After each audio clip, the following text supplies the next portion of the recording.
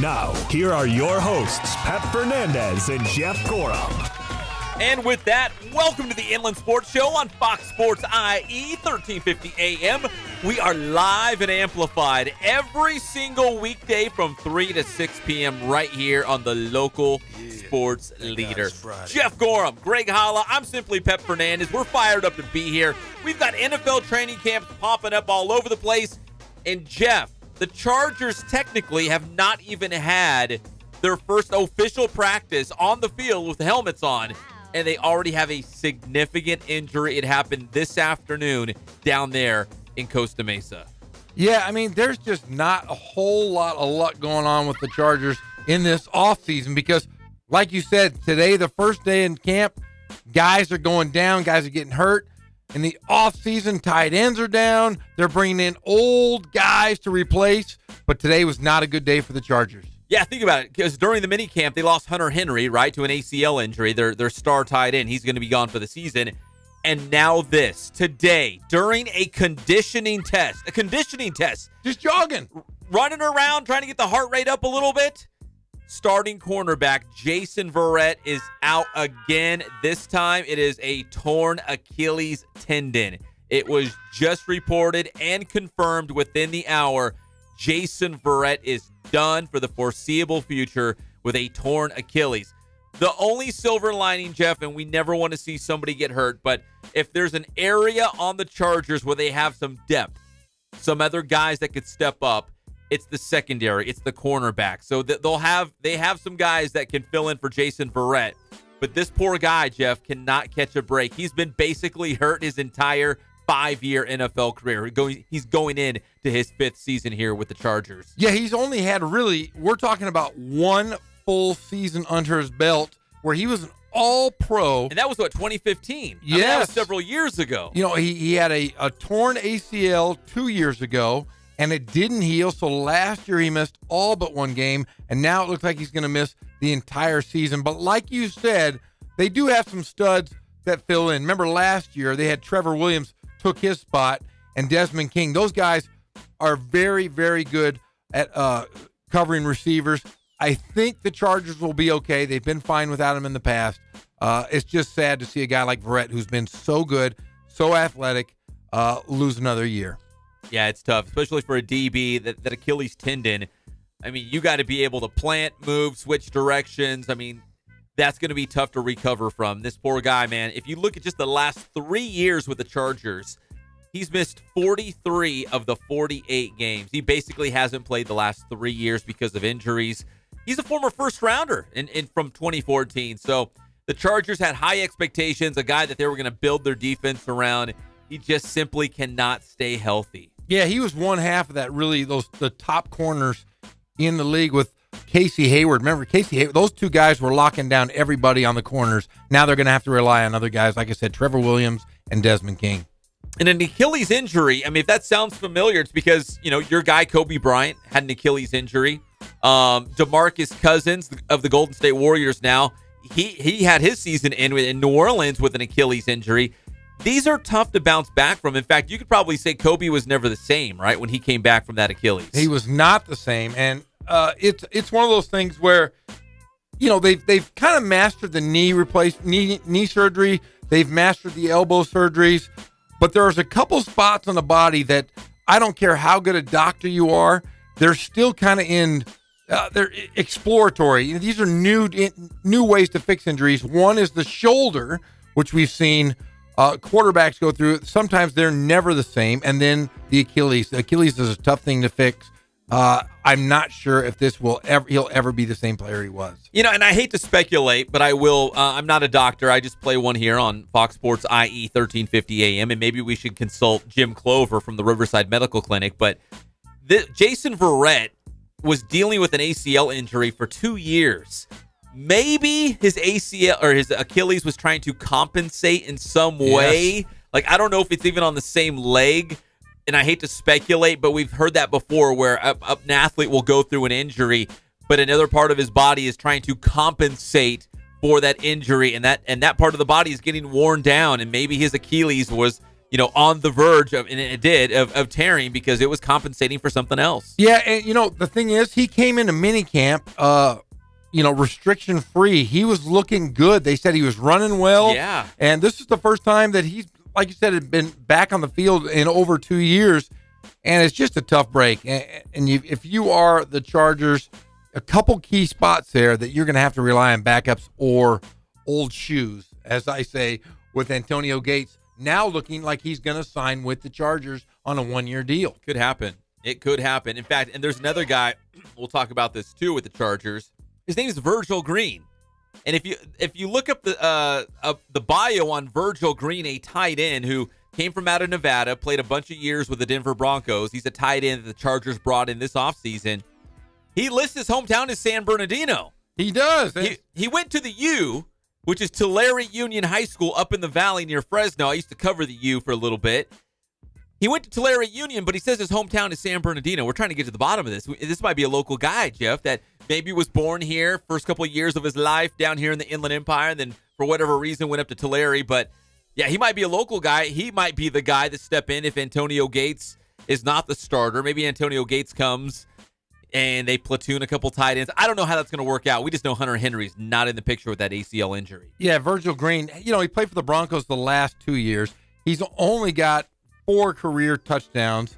He's averaged 13.6 yards per catch. He had 191 yards receiving. But he's a real option right now because Hunter Henry's out. Antonio Gates is just floating out there in the quantum realm or whatever. Yeah. He's just out there. And you look at their depth chart, he's the only tight end on that roster right now. So they've got to add somebody, and it looks like they're in talks to bring back Antonio Gates. We got a lot more football to get to on your favorite show, the Inland Sports Show, and it's brought to you by Spoiled. Quick quality oil change every 3,000 or 5,000 miles. You guys know the drill. You got to get your oil changed. In fact, you're probably overdue right now. Go ahead. Look up in the corner of your windshield if you're on your car right now sitting in traffic in the Inland Empire. You might be overdue. You can feel so much better about your whole entire life if you get your oil changed before the weekend. Then you could go through the whole weekend feeling good, driving all around, doing fun things. But you got to go to Spoiled first. Spoiled, quick quality oil change off of Alessandro Boulevard, right there off the 215 freeway between Riverside and Moreno Valley. All right, let's talk more NFL, Jeff, here as we continue our Inland Sports headlines. The Rams had their first official practice in the books yesterday. They were on the field in helmets, running drills. I think of everything, if you go to a Rams practice during training camp, of all things that you might want to keep an eye on, at least in my book, is Jared Goff, the quarterback, working with the wide receivers, including the new guy, Brandon Cooks, because every single day in practice, whether it's individual drills, 7-on-7, 11-on-11, it's those new defensive backs going up against Brandon Cooks and Jared Goff. We're talking about the two new DBs, Aqib Talib and Marcus Peters. They're going to make each other better, I think, in training camp, going head-to-head so much like this.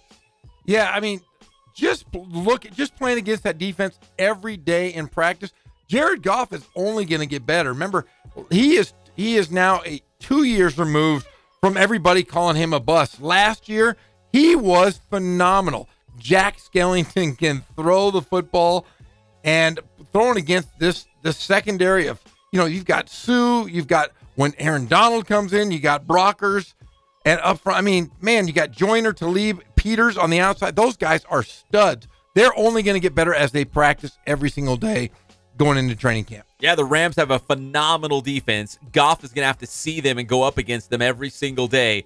The biggest thing for them is come out healthy. You know what I mean? Like, you don't want to go too hard in practice. We had a soundbite the other day. Remember Matt Nagy, the head coach of the Chicago Bears, talking about Kylie Fitz, saying, man, we love the enthusiasm. You're going hard, but you cannot hurt our quarterback. We're all on the same side here in training camp. When we get to the preseason game, it's a little bit different. So for the Rams, I would say in training camp, it's going to be great experience for Goff and those receivers to go up against the secondary of the Rams, but just come out healthy. That's the bottom line coming out of training camp for any team, especially the Rams here. Yeah, and I think the Rams kind of are. I think their offensive line isn't talked about enough. You've got guys like Whitworth and Saffold on the left side of that line are phenomenal players. I think they're going to be a lot better than people think offensively, because you do have those great skill positions, like you said, with Cooks and Woods at the right and left side, the bookends. And then you got Higbee at a tight end who showed that he could be very good. And then you got Cooper and you got Gurley that also can be used as receivers. But that left side of that line is solid, and we're going to see this year if the right side is just as good. Yeah, that's why those guys on the left side make the big bucks. You got a right-handed quarterback. That's their blind side. That you got to protect him. That's why they make the big money. And also, you know what?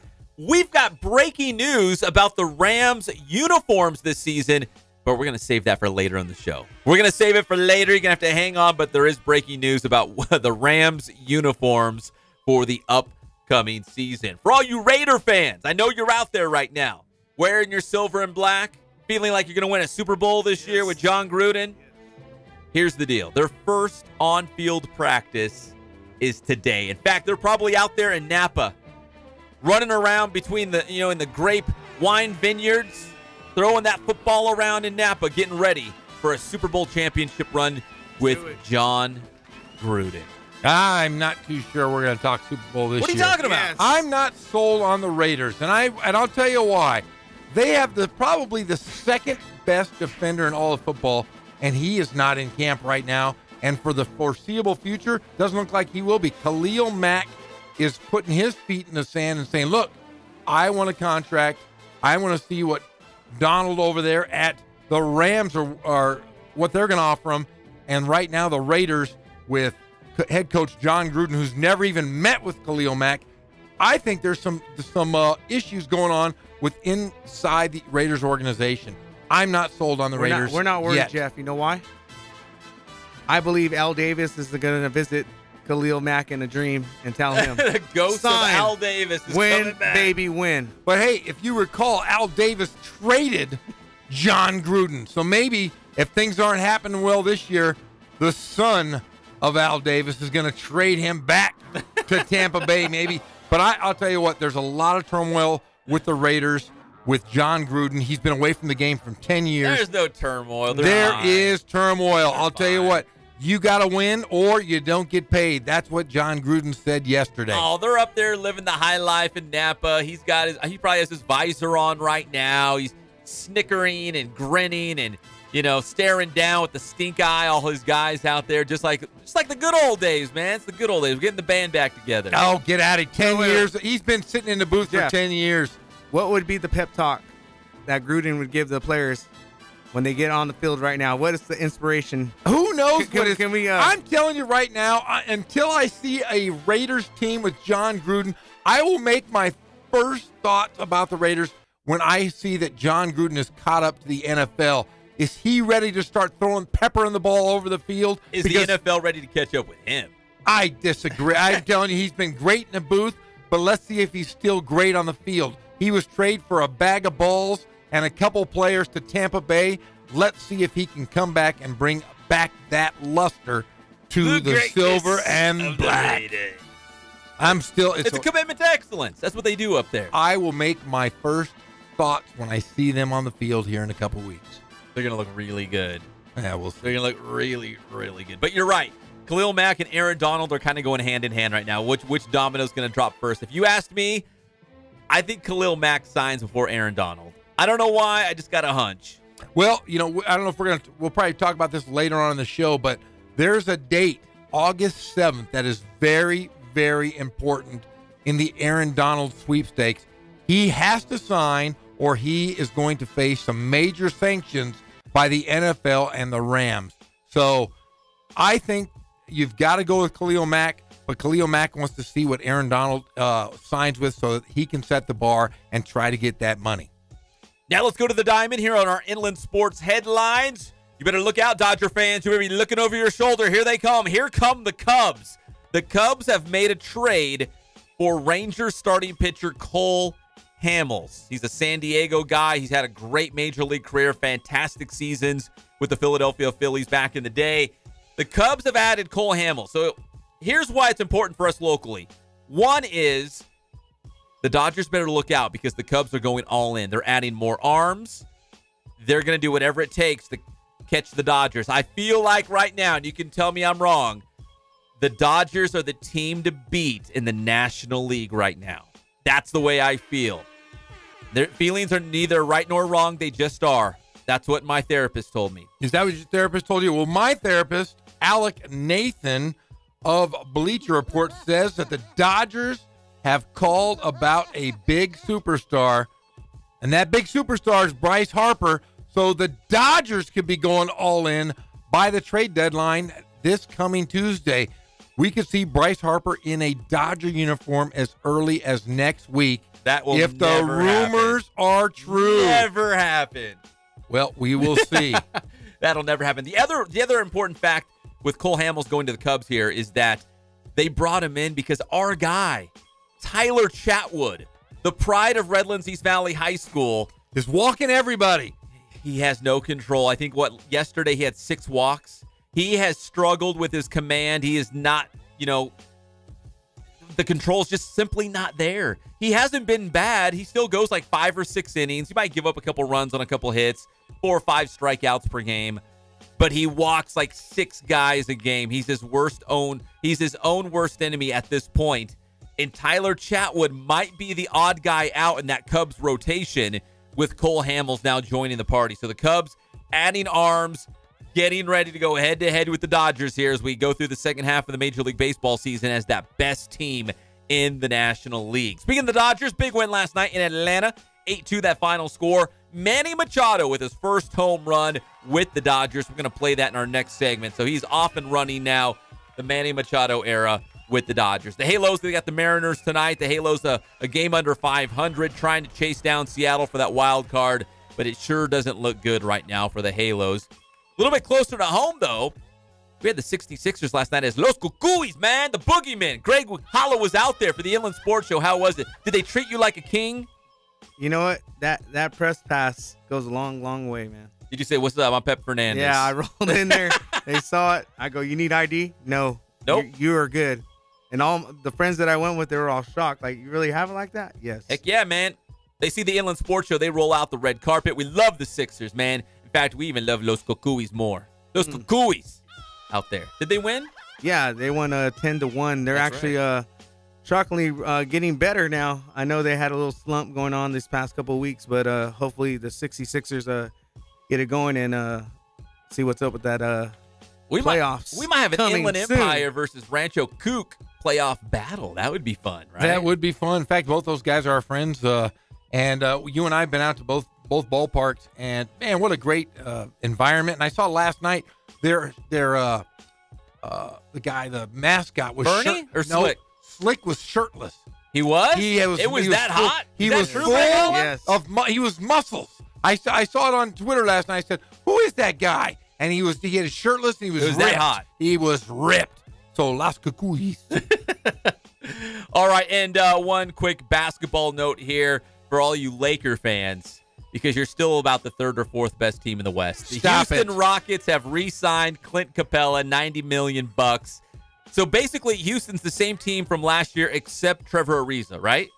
And Luke Mbamute. That's all right. He's replaceable. But a great outside perimeter defender. They've lost both of their bookend perimeter defenders. They're not going to be any good. Still the second best team in the West. Oh, they've got no, they're not. They got Carmelo Anthony, and he says he's refusing to come off the bench. Wait, is that a done deal? Is Carmelo on the Rockets? Yeah, it's a done deal. So you've got those 3 guys that can't guard a soul. CP3 will break something. James Harden refuses to guard his shadow, and Carmelo will just walk down the floor defensively. So, yeah, they're not better, Pep. They are worse. Jeff, you are in denial. Houston I am is not. the second best team in the West. They are man. not, they my really friend. Are. They might score a lot of points, but they're not going to beat the Lakers, nor will they beat the world champs. Coming up in our next hour, we have a pledge to the Inland Empire because we love you guys so much. We're talking high school football every single day. We've got the Murrieta Valley Nighthawks in the house just about 40 minutes now, 45 minutes from now. We're brought to you by Kin Sporting Goods. More than 40 years in the Inland Empire with all your sporting gear needs. Letterman's jackets, of course, they can do that. They've got embroidery, screen printing right there in the house, so they can do a whole order for your entire team. You need uniforms. You just want some matching sweaters or shirts. Maybe your company or business, y'all want to look the same. Maybe you got a huge family and you're going to Disneyland, and you all want to look the same. Jeff, I know you've seen those families, right? Yes. They all got matching shirts. They say, oh, it's my first time to Disney, or they got, you know what I'm talking about. I'm with Mickey. I'm with Minnie. Yes. I would love to see the whole Gorham clan with same shirts on. Oh, we have I think they've done that. Yeah, we've done it. I want to see a picture of that. That'd be I will send you a picture of it, all Greg. right. What color was it? What color were the shirts? We got red shirts. I Red got Mickey. She's Minnie, and we got. Is that your color red, or is that It's the whole family red. The whole Okay. family red shirts Okay. with the big. I have the male Mickey ears. The Gorham emblem is red. Yes, the Gorham, Okay. the crest. The Gorham Shield, the family shield. Is there a lion, or what kind of? No, it's just a mouse. I'm just like Mickey. I'm just a little guy. No order too big or too Disney for Ken Sporting Goods. Off the 15 freeway in Norco. KenSportingGoods.com. When we come back on the Inland Sports Show, we got to talk Dodgers. They're on the East Coast. They're going to be starting real soon. We're going to start looking around for that Dodgers lineup. It's my favorite part of the show. And go through the injuries for the Dodgers. Bryce Harper's coming to L.A., buddy. That's never going to happen. He'll be here next week. We have the two best hairs in baseball. Wait, Bryce Harper and Manny Machado, the crazy hair. They're going to be selling a lot of moose in that place. You're listening to your favorite show, the Inland Sports Show on Fox Sports IE, 1350 AM.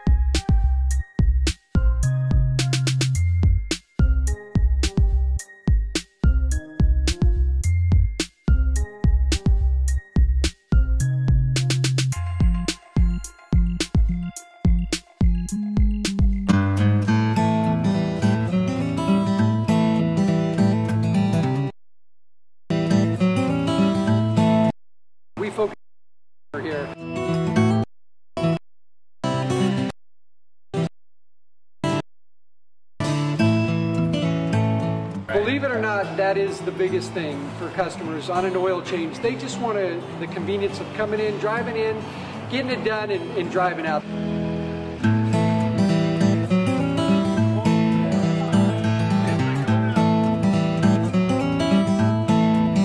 We just greet them, get them going, and they're done in about 10 minutes or so.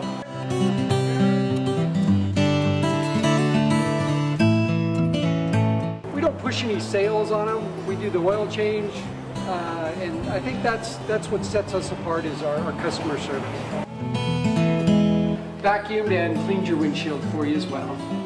Everything's looking pretty good. You come into us one time, believe me, we'll spoil you and you'll be ready to come back the next time.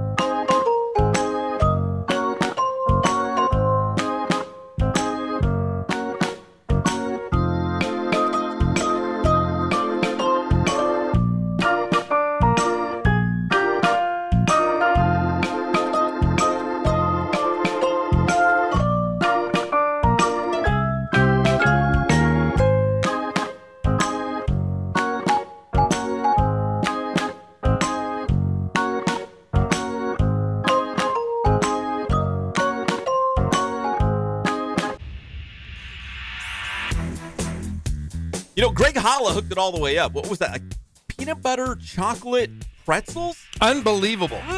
Golly, you know what? I want to marry that bag of chocolate. That was pretty good. Awesome.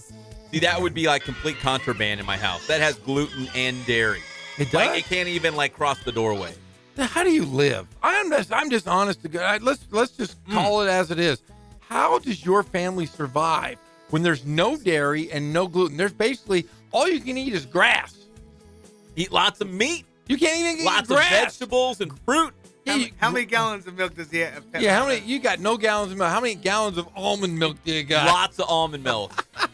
Almond milk, you can get like the lightly sweeted, vanilla, hint of honey. So where does the milk from the almond come from? You gotta squeeze it. Yeah, you gotta squeeze it. I don't think almonds. There's almonds? Do almonds have nipples? Yeah, they do. Come on, I worked on a dairy milking cows. If anyone should know, it's me, right? So almonds have nipples. Sure. All right. How do you get the milk, Jeff? Come on, don't be ridiculous. But I've never tasted it. Is it like see, I don't want to have a dessert. I want milk with my cereal. Does it taste like a dessert? It doesn't taste that bad. No, it tastes basically the same. It can't taste the same. Yeah, it does. It does? Uh-huh. So if I go out, isn't it more expensive? Of course. I might buy a gallon. Do I buy a gallon or do they have smaller ones? A carton. A carton? Like a tall carton. I'm going to go buy a carton of it, and I'm going to drink it over the weekend, and I'm going to give you my review. But there are different. There's like the plain. Get the chocolate. There's chocolate. There's chocolate a hint flavor? of honey. There's vanilla. I just want plain. I want to see if it tastes like milk. Okay. Have you guys ever heard that if you put salt in chocolate milk, it makes it taste better? No, but have you ever had peanuts in your Coke? In your Coke? No, have I you ever haven't. done that? I heard about That's a Southern thing. Oh, I've tried it. It's fantastic. Because Do you eat the peanuts afterwards? Peanuts, salted peanuts. Yes, you. What you do is you take your can of soda or a glass of soda, and you put peanuts on top of it, and it's on top. salty. You just drop them in and they drop sink them to in the there. bottom, right? No, they don't sink. They float. How many peanuts Come on, did you man, put they're in? peanuts. They float. As many Just as you want? a handful. You just put them on top there, on top of your glass, or put them in a can of Coke or in a bottle after you drink They some of do it. this in the South? Oh yeah, I've never Georgia. heard of this. In Georgia, I've been to Georgia, and that's where I tasted it. The salty goodness, because Coca-Cola is my favorite thing in the world. If you said, Jeff, you have to give up one thing in this world, or you can't give up one thing. The one thing I couldn't give up is Coca-Cola. My family, gone. So wait. Coca-Cola is my favorite So thing you're in the world. telling me you're noodling out there, and you have one hand on a catfish and one hand on a Coke? You got one on a can of soda with peanuts in it, and you got that salty with the sweet. Pep, it's delectable. I've never heard of it. Hey, I'm going to go alliteration. It is delectable, delightful, and delicious. It's very, very good. So when you go noodling, and we're going to go noodling, I think this weekend, maybe Sunday morning, I want you, because I'm going to take you noodling this weekend. I'm going to give you some Coke and some peanuts. Hot. That's when you go noodling. That's where Perfect time, huh? Yeah, that's when you go. We put your hand in an old stump. I put my hand in a lot of stumps. You're gonna learn. A lot of big catfish. Yeah, you're gonna get a big one. I bet you'll get a 200-pounder. Thing will be bigger than you. I catch on pretty quick. Yeah, but they're gonna bite. They're gonna scare your arm. Your arm will be scared. You'll have these strong though. Yeah, you're gonna have cuts though. I drink lots of almond milk. I got strong bones. Yeah, but almond milk will make you bleed more. Yeah, it's an anticoagulant. That's why you got to drink regular milk, not that almond crap. I like to coagulate when I bleed, so I don't bleed out. You'd be like a hemophiliac after drinking that. That's crazy. The Inland Sports Show is brought to you by Boost Performance Training in Corona with Coach Ray Bass. Give Boost a follow on Instagram and Twitter. Check out the website as well, boosttrainingsystems.com. See all the cool things they're doing with their athletes out there. From youth to high school, everything in between, college, pro, they do it all in all the different sports. If you want to be fast, explosive, dynamic, you go to Boost. Boost Performance Training in Corona with Coach Ray Bass. All right, let's talk a little Dodger baseball here for the next couple of minutes. The Dodgers are in Atlanta. They are taking on the Braves tonight. I've got the starting lineup right here. My favorite part of the show. I love hanging out with you guys, but this is my favorite part by far. So the Dodgers taking on the Braves tonight. Here's your lineup for the Dodger Blue. Leading off in left field, your boy Young Jock Peterson. Manny Machado holding down third base while JT has a groin injury. So Manny Machado playing third tonight. He's batting second in the lineup. Max Muncy playing second, hitting third. Yasmani Grandal, he's your cleanup hitter. He's also behind the plate. Hitting fifth is the all-star, Matt Kemp in right field. Cody Bellinger's at first base, followed by Chris Taylor at short, hitting seventh. Hitting eighth in center field is Alex Verdugo, the young guy getting called up from AAA. And on the mound tonight, none other than Clayton Kershaw, the big lefty. So that's a pretty good lineup. A little banged up. There's no Yasiel Puig. He's still out. JT's got the groin injury, so a little bit of a different look. But it's a pretty good team. And no Kike in the lineup. No, he's not pitching tonight, I hope, is he? No, I hope not, right? Yeah, he already did that. That was a nightmare, and I'm telling you, that's going to haunt the Dodgers at the end of the season. That game, Pep. I hope not. You guys all love Enrique, Kike, Hernandez, or whatever you like to call him. Kike. But I'm telling you, that's going to cost the Dodgers because you know what? They just gave that was just a gimme game. They gave it away. They gave away a game, Pep. Can't do that. If the division title or a playoff spot comes down to one game, Jeff, I want you to mark down this show. I will say, Jeff, you were right. I apologize. You were right. You called it. Yeah, I thought it was. But if the Dodgers win by 5 games or more, I'd be like, Jeff, you were way wrong. Yeah, but it was sloppy. That was sloppy management. Sloppy. Dave Roberts, the skipper, our friend, the friend, I should say, of Gary Adcock. I'm going to go to Gary Adcock. I'm going to show up at his house tonight. Cal Baptist head coach. Yeah, I'm going to show up and I'm going to say, dude, that's your buddy. That's the guy you played with at UCLA. And he was sloppy. Very sloppy decision-making. I think Coach Adcock would do a great job running the Dodgers. And in fact, I think I'm going to put in for I'm going to start a petition on one of those, what is it, change.org or whatever it is. I'm going to put in Gary Adcock, head coach at California Baptist University, in as the new head coach of the Dodgers, or the skipper of the Dodgers. We have a phone call? Yeah, I think we have a guest here. What's going on in here? I've never heard that. We have a guest. Yeah, so the Dodgers got the Braves tonight. JT with the groin injury, so we're not going to see him for a little bit. Yasiel Puig, though, remember he had that oblique strain. He did it against the Halos. You remember that in the Freeway Series not too long ago? He's still out, but he's going to resume with the team tomorrow. I don't know if he's going to be in the starting lineup, but there's a good chance that we're going to see Yasiel Puig back in the Dodger uniform in Atlanta come tomorrow. So here's the deal. I didn't even know Yasiel Puig was on a rehab assignment. I was still holding out hope we might see him in a Quakes uniform, but the Dodgers sent him to Oklahoma City for 3 games. Do you know why? It's closer to Washington. The middle of the country, right? It's closer to Washington. I'm telling you right now, the Dodgers are going to get Bryce Harper. You think I'm crazy? They don't need him. They do need him. No. Yeah, they do. They need him a long-term deal. That's what's going to happen. They're going to trade for – he's going to sign and trade a giant contract. The rumors have started out there. It's out on the web. Bryce Harper is going to be a Dodger, and Yasiel Puig might be part of that deal. Yeah, so later in the show, let's talk more about Bryce Harper. What would a potential deal look like for the Dodgers if they were going to get Bryce Harper? Because they'd have to give up the farm, really. It would basically be one of the these farm system. Well, the Washington Nationals could probably just pick and choose, right? I don't think the Dodgers. I don't know. There'd be a real short list of guys who they could probably consider untouchable. Clayton Kershaw, no brainer, right? That's an obvious one. But who else would be on that untouchable list right now? If you could get Bryce Harper, let's not go too deep because I want to save this for later. Okay. But if they get Bryce Harper, I would say there's only a short list of guys on the Dodgers that I would consider untouchable. And I don't even know, maybe outside of Clayton Kershaw, who is really that untouchable. Is a Cody Bellinger? Would you part ways with him? Or a Corey Seager, although he's out right now with the Tommy John? Yes and yes. So yes, it just depends. Like what are you willing to give up to get someone like Bryce Harper? But again, they don't even need him. Why bring him into this situation? I feel like they would be fine without him. They don't have to bring him in. But the trade deadline is July 31st, which is Tuesday if you're following along at home. Yeah, I would give up the house for him. It's a lot like when we were talking about the Lakers, giving whatever you can to get Kawhi Leonard. That is the guy. Bryce Harper, I mean, that's star power. You get Manny Machado and Bryce Harper in the lineup, you don't have to give up much. Maybe you give up that some of those minor league guys. You'd have to. But if you know that you can get Bryce Harper, and we'll talk more about this, I think if you can get him long term, I think that's a great idea because you already have a great pitching staff. I do think they need a left-hander on that staff when they go to the playoffs, so maybe they get a lefty in the deal. Let's wrap up this segment, Greg Holla, as we go to the highlight machine. Manny Machado with his first home run with the Dodgers last night. He'll make his home debut on Monday against Milwaukee, but it sounded a little bit like this. It would happen at some point. He leads off this sixth against Sanchez, and it's a rocket to left center field. Manny Machado's first home run as a Dodger.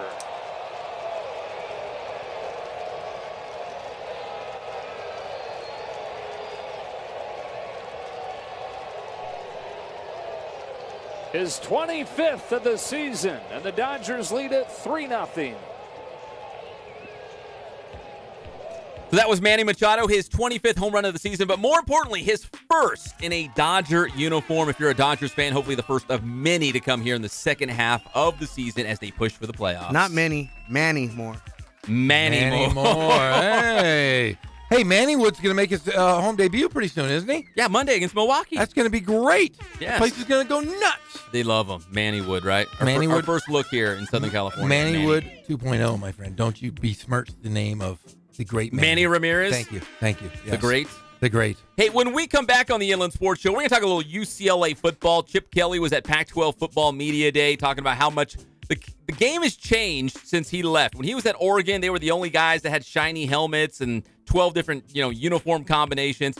Everyone's doing it. A lot of people run the spread.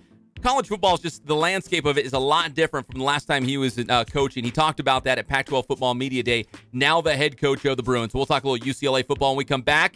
And Murrieta Valley football is in the house. They're already here. I'm getting a little nervous. Wait. They're in studio. Hank, the quarterback's here. Hank Bachmeier. So it's going to get big time in about 20 minutes here as we talk Murrieta Valley football on the one and only Inland Sports Show on Fox Sports IE, 1350 AM. Yeah, thank God it's Friday.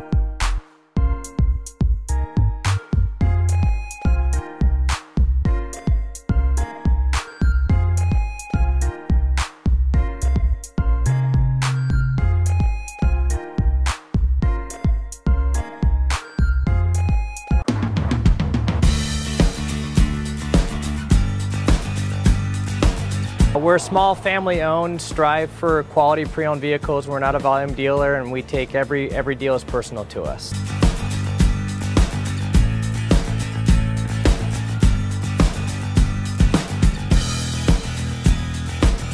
We're a low-stress environment. We're not a pressure sales house. If you want to shop us, you're more than welcome to shop us. We have, like I said, great rates, competitive financing, a lot of one-owner, clean Carfax, clean title vehicles. As you see, we have Carfax everywhere. That's most important to us, to educate our customers before they make a purchase.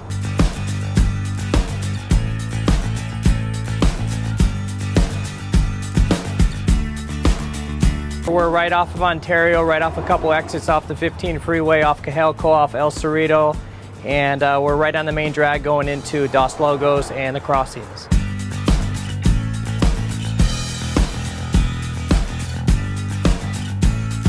We have great financing, we have great lenders that we're using. We do buy, sell, trade, cash for your car. Whatever we need to do to help accommodate the customer, that's what we're here for.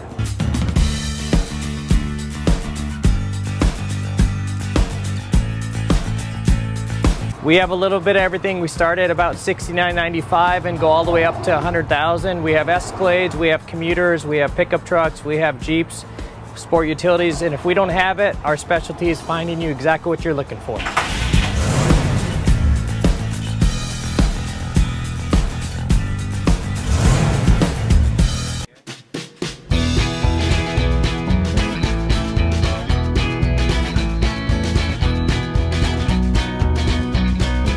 Thank God, first of all. I thank the great people that I've got around me that help support me, the people that work for me. As I started, if it wasn't for the people around me, we probably wouldn't be here right now, but I've got a great staff. I've got great people that do stuff for us outside the store, and we've been very, very fortunate.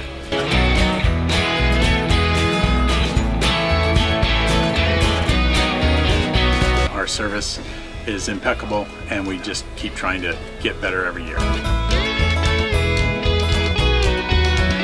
We can do online stuff for your teams, as well as, like I said, the screen printing, the embroidery. We also have 3 women that do extra sewing for us, like tackle tool on uniforms, or the bling or rhinestones for different shirts for the ladies. That's why we have certain racks just for certain schools, and the fun about that is that it turns into other schools that may come in here that aren't as close, that we can do stuff for them as well. We've had very, very good customers throughout the years, and it's just been a blast.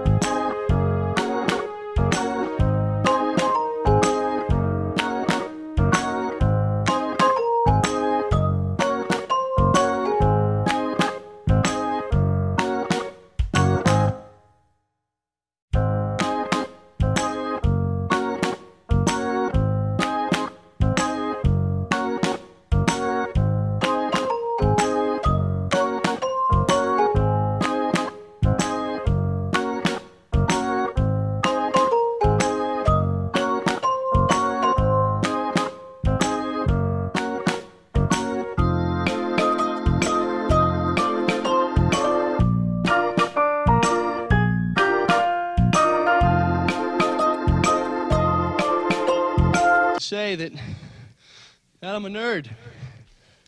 and I'm here tonight to stand up for the rights of other nerds. We're back to the Inland Sports Show. Here are your hosts, Pep Fernandez and Jeff Gorham. Welcome back to your favorite show, the Inland Sports Show on Fox Sports IE 1350 AM. This segment's brought to you by our good friends at Catalano Motors in Corona off of Temescal Canyon Road, where you can buy, you can trade, and you can finance. Best of all, right now, when you mention the Inland Sports Show, you get $500 off. We're putting money back in your pocket. We are here to help because we love the Inland Empire. So if you go to Catalano Motors, you're going to have $500 extra just sitting in your wallet.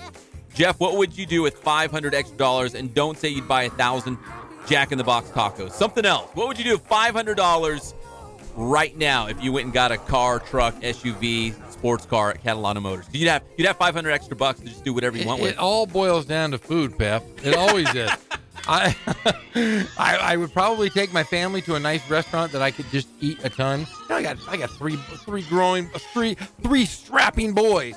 So it'd probably be like at a buffet of some sort, and we'd eat for like a month. Every night we just go That's buffet. What you do? Yeah, because I got to build those offensive linemen, those guys.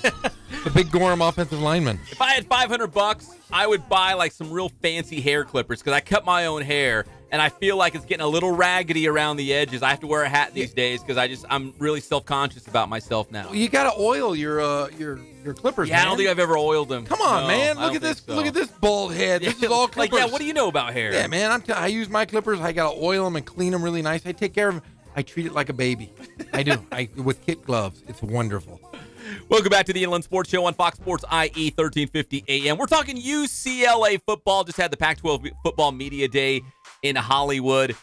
Jeff, I met Chip Kelly. You met Chip Kelly, but at the time he could not, do an interview. He could not answer any questions. He couldn't really say much of anything other than, hi, nice to meet you. Yeah, we're excited about this year's team. Pretty generic vanilla stuff, right? When we talk to him. But you actually, in a weird sort of way, in a weird 6 degrees of Kevin Bacon kind of way, you actually know Chip Kelly on a personal level. Yeah, in fact, I think I'm going to be with Chip Kelly the weekend before they start their season. No, you're not. I think I'm going to go to Vegas because my brother's flying out with Chip Kelly's best friend, and it was kind of mentioned. Chip Kelly's best friend and your brother are coming to Las Vegas. Yes.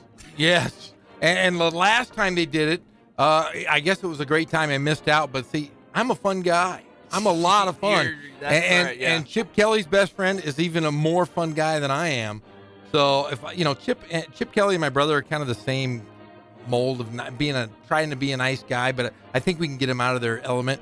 I'm going to talk about all these Inland Empire players.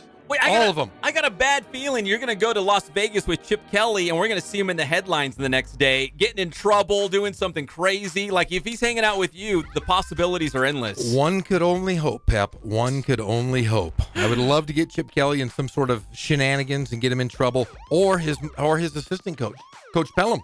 Oh, is he going too? I don't know. Right? Invite him. If he's a banning guy. He's a banning guy. He was a great basketball player. If we can talk basketball. In fact, Chip Kelly emulated his offense at Oregon based on Paul Westhead's offense when he was at Loyola Marymount University. Remember? Is that true? Yeah, because it remember, sounds like you're making No. Paul Westhead was the women's coach at Oregon during the same time. Chip Kelly is a huge basketball fanatic, and he kind of schemed his offense based off of the run and gun offense. I did not know. That's the first time I've heard that. Boom.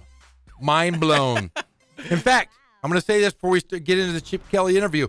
Remember, he was at Oregon for 4 years. All 4 years, he made a BCS championship or BCS bowl game.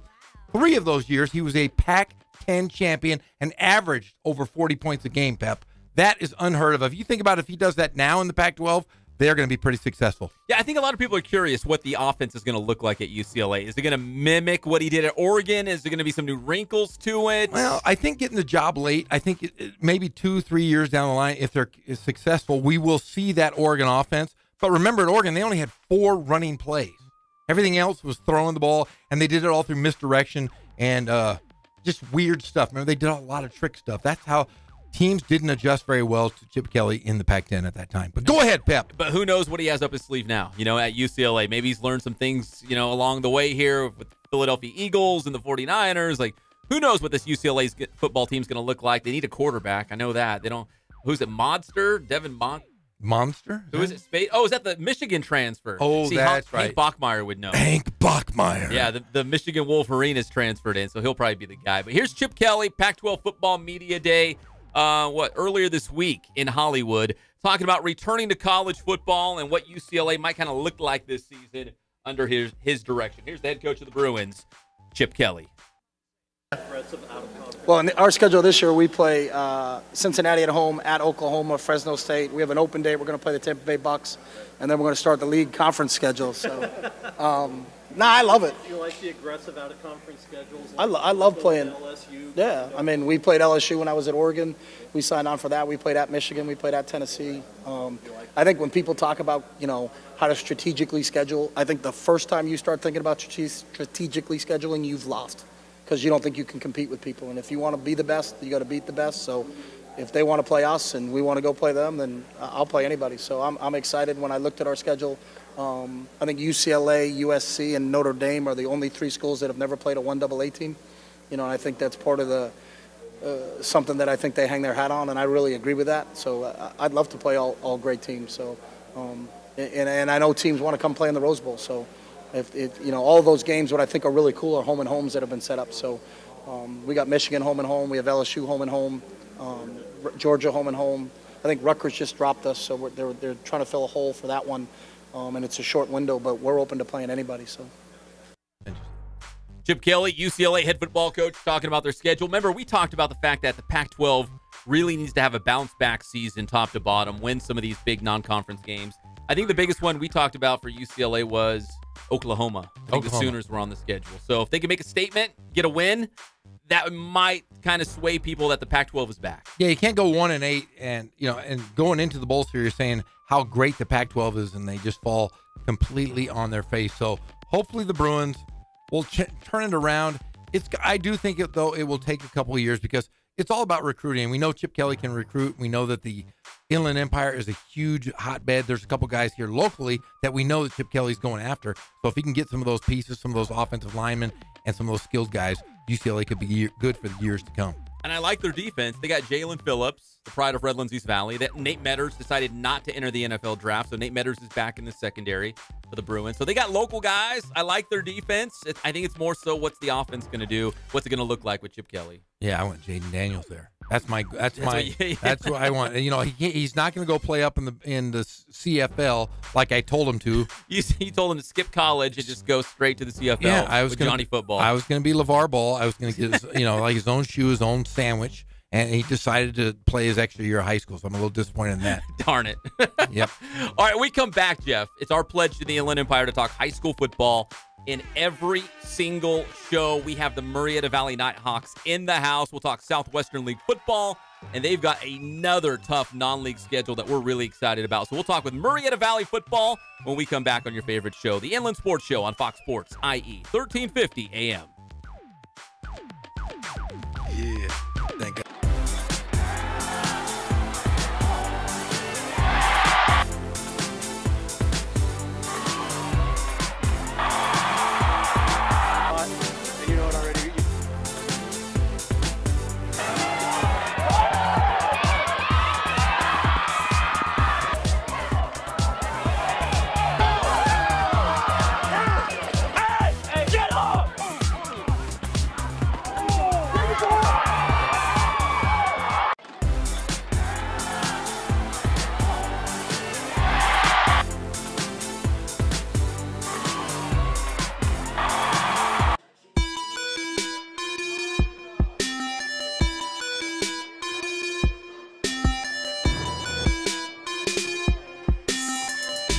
I played once upon a time at Centennial High School. I was actually on the first ever CIF championship team back in 2000, and then my senior year we won it again.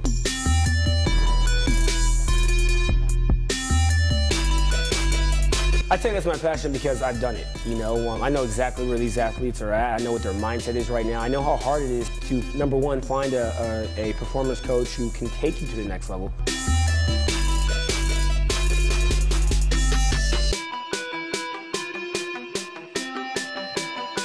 What sets us apart has to be, how we work with our athletes and what we know.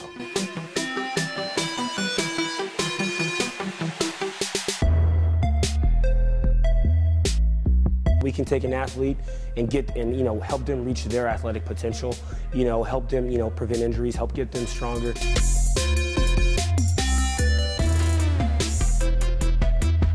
I know every single athlete who steps into this gym. I know exactly where they're at, and I'm going to progress them every week. If you're not getting results, then, what's it about? We're going to deliver something that's measurable, in terms of speed, power, strength, agility.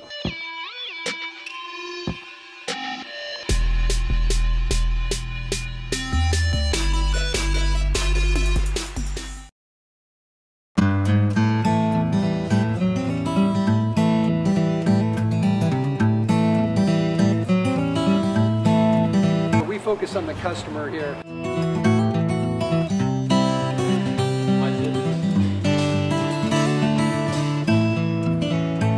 Believe it or not, that is the biggest thing for customers on an oil change. They just want the convenience of coming in, driving in, getting it done, and driving out.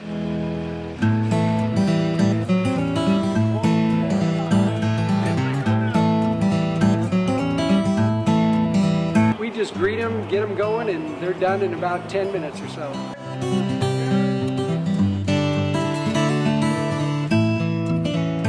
We don't push any sales on them. We do the oil change, and I think that's what sets us apart is our customer service.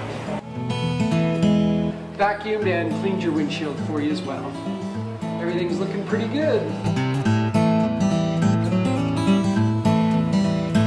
Come into us one time, believe me, we'll spoil you and you'll be ready to come back the next time.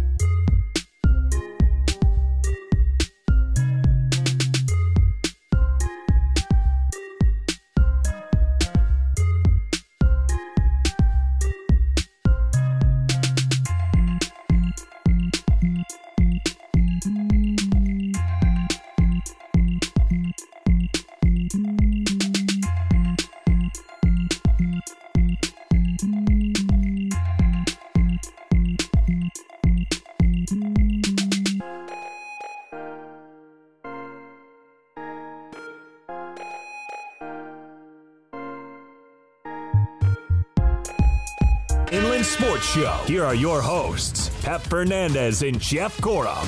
Yeah, thank God it's Friday. Jeff, it's been a long week. I was in Palm Desert for 3 days, doing the show from my hotel room. It was 120 degrees. Yeah, I was doing it from my parents' spare bedroom. Yeah, shirtless, it's been a long hot. week. It was a real long week. I didn't even get any cold water from my parents at all. I just laid there. It was a horrible experience. But I'm glad to be back in studio, and I'm glad to be back here with probably my favorite quarterback of all time.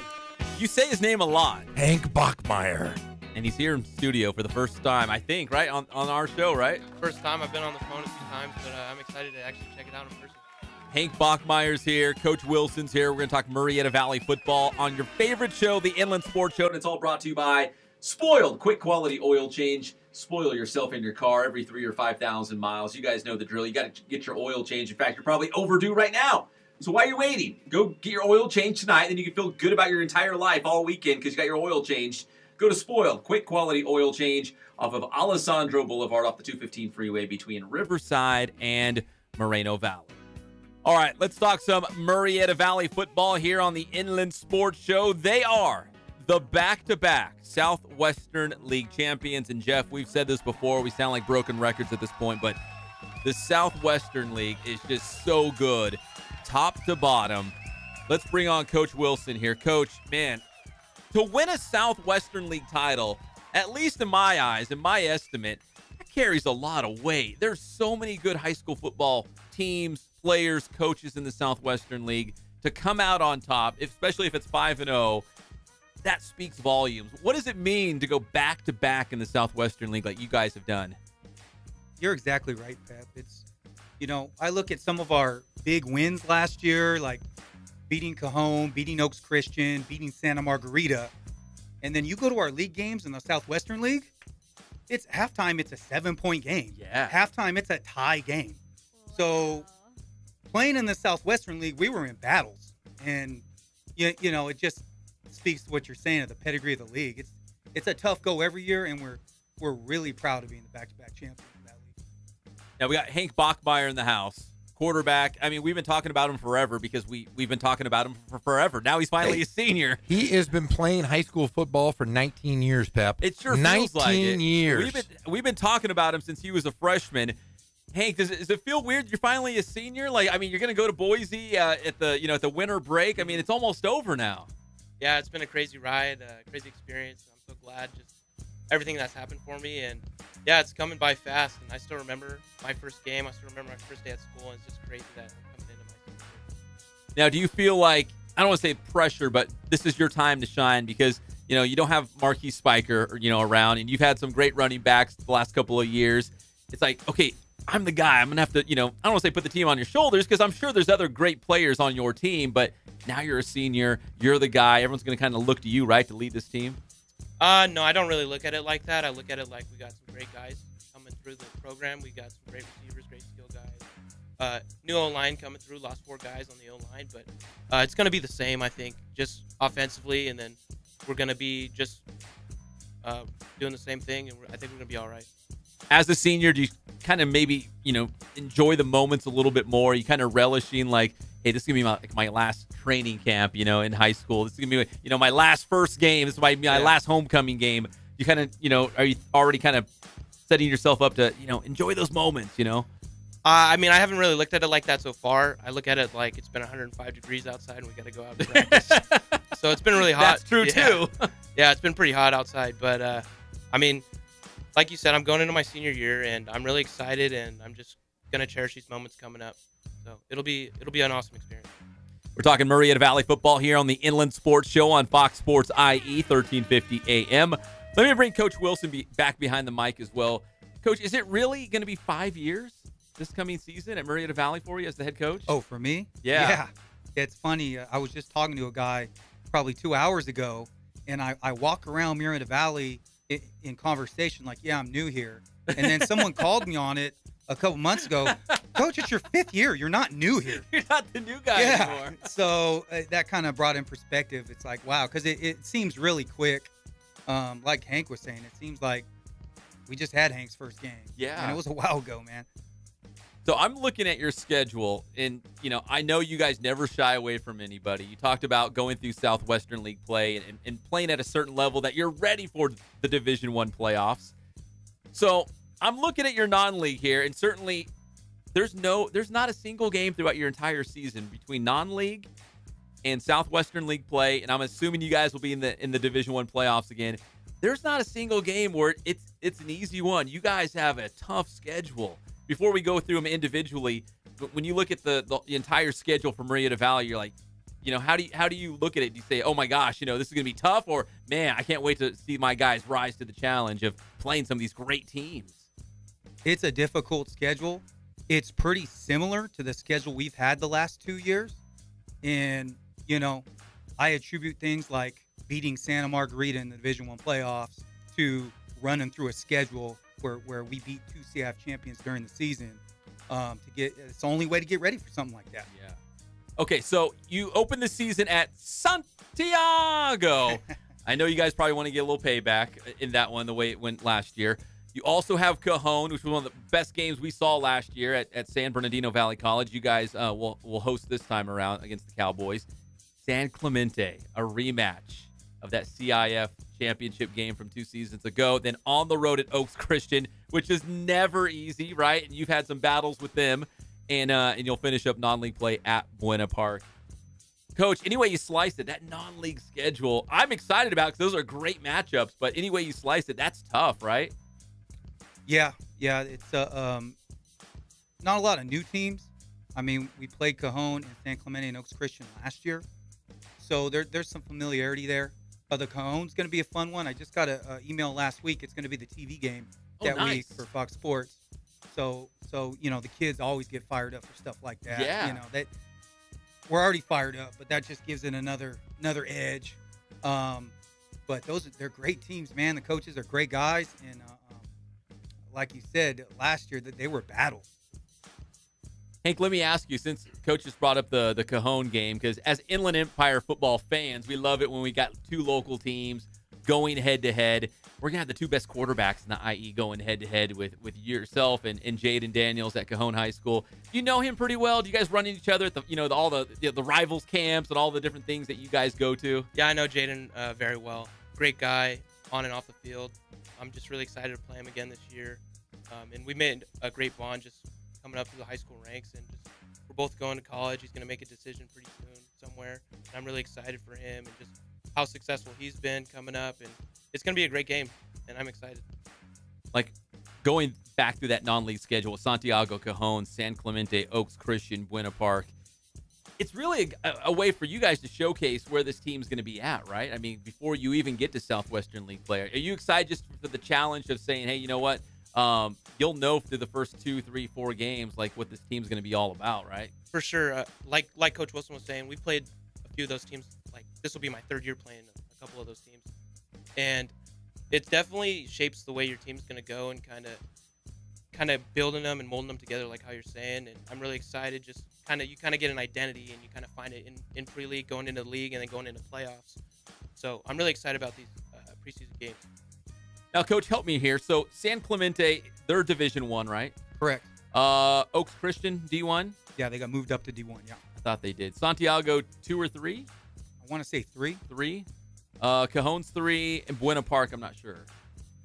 So, I think Cajon might have got moved up to 2. They were one of the last teams in 3. I think they're in 3. Yeah, okay. I think they were like one of the last ones. I thought for sure. Because my reasoning was, they beat Rancho Verde.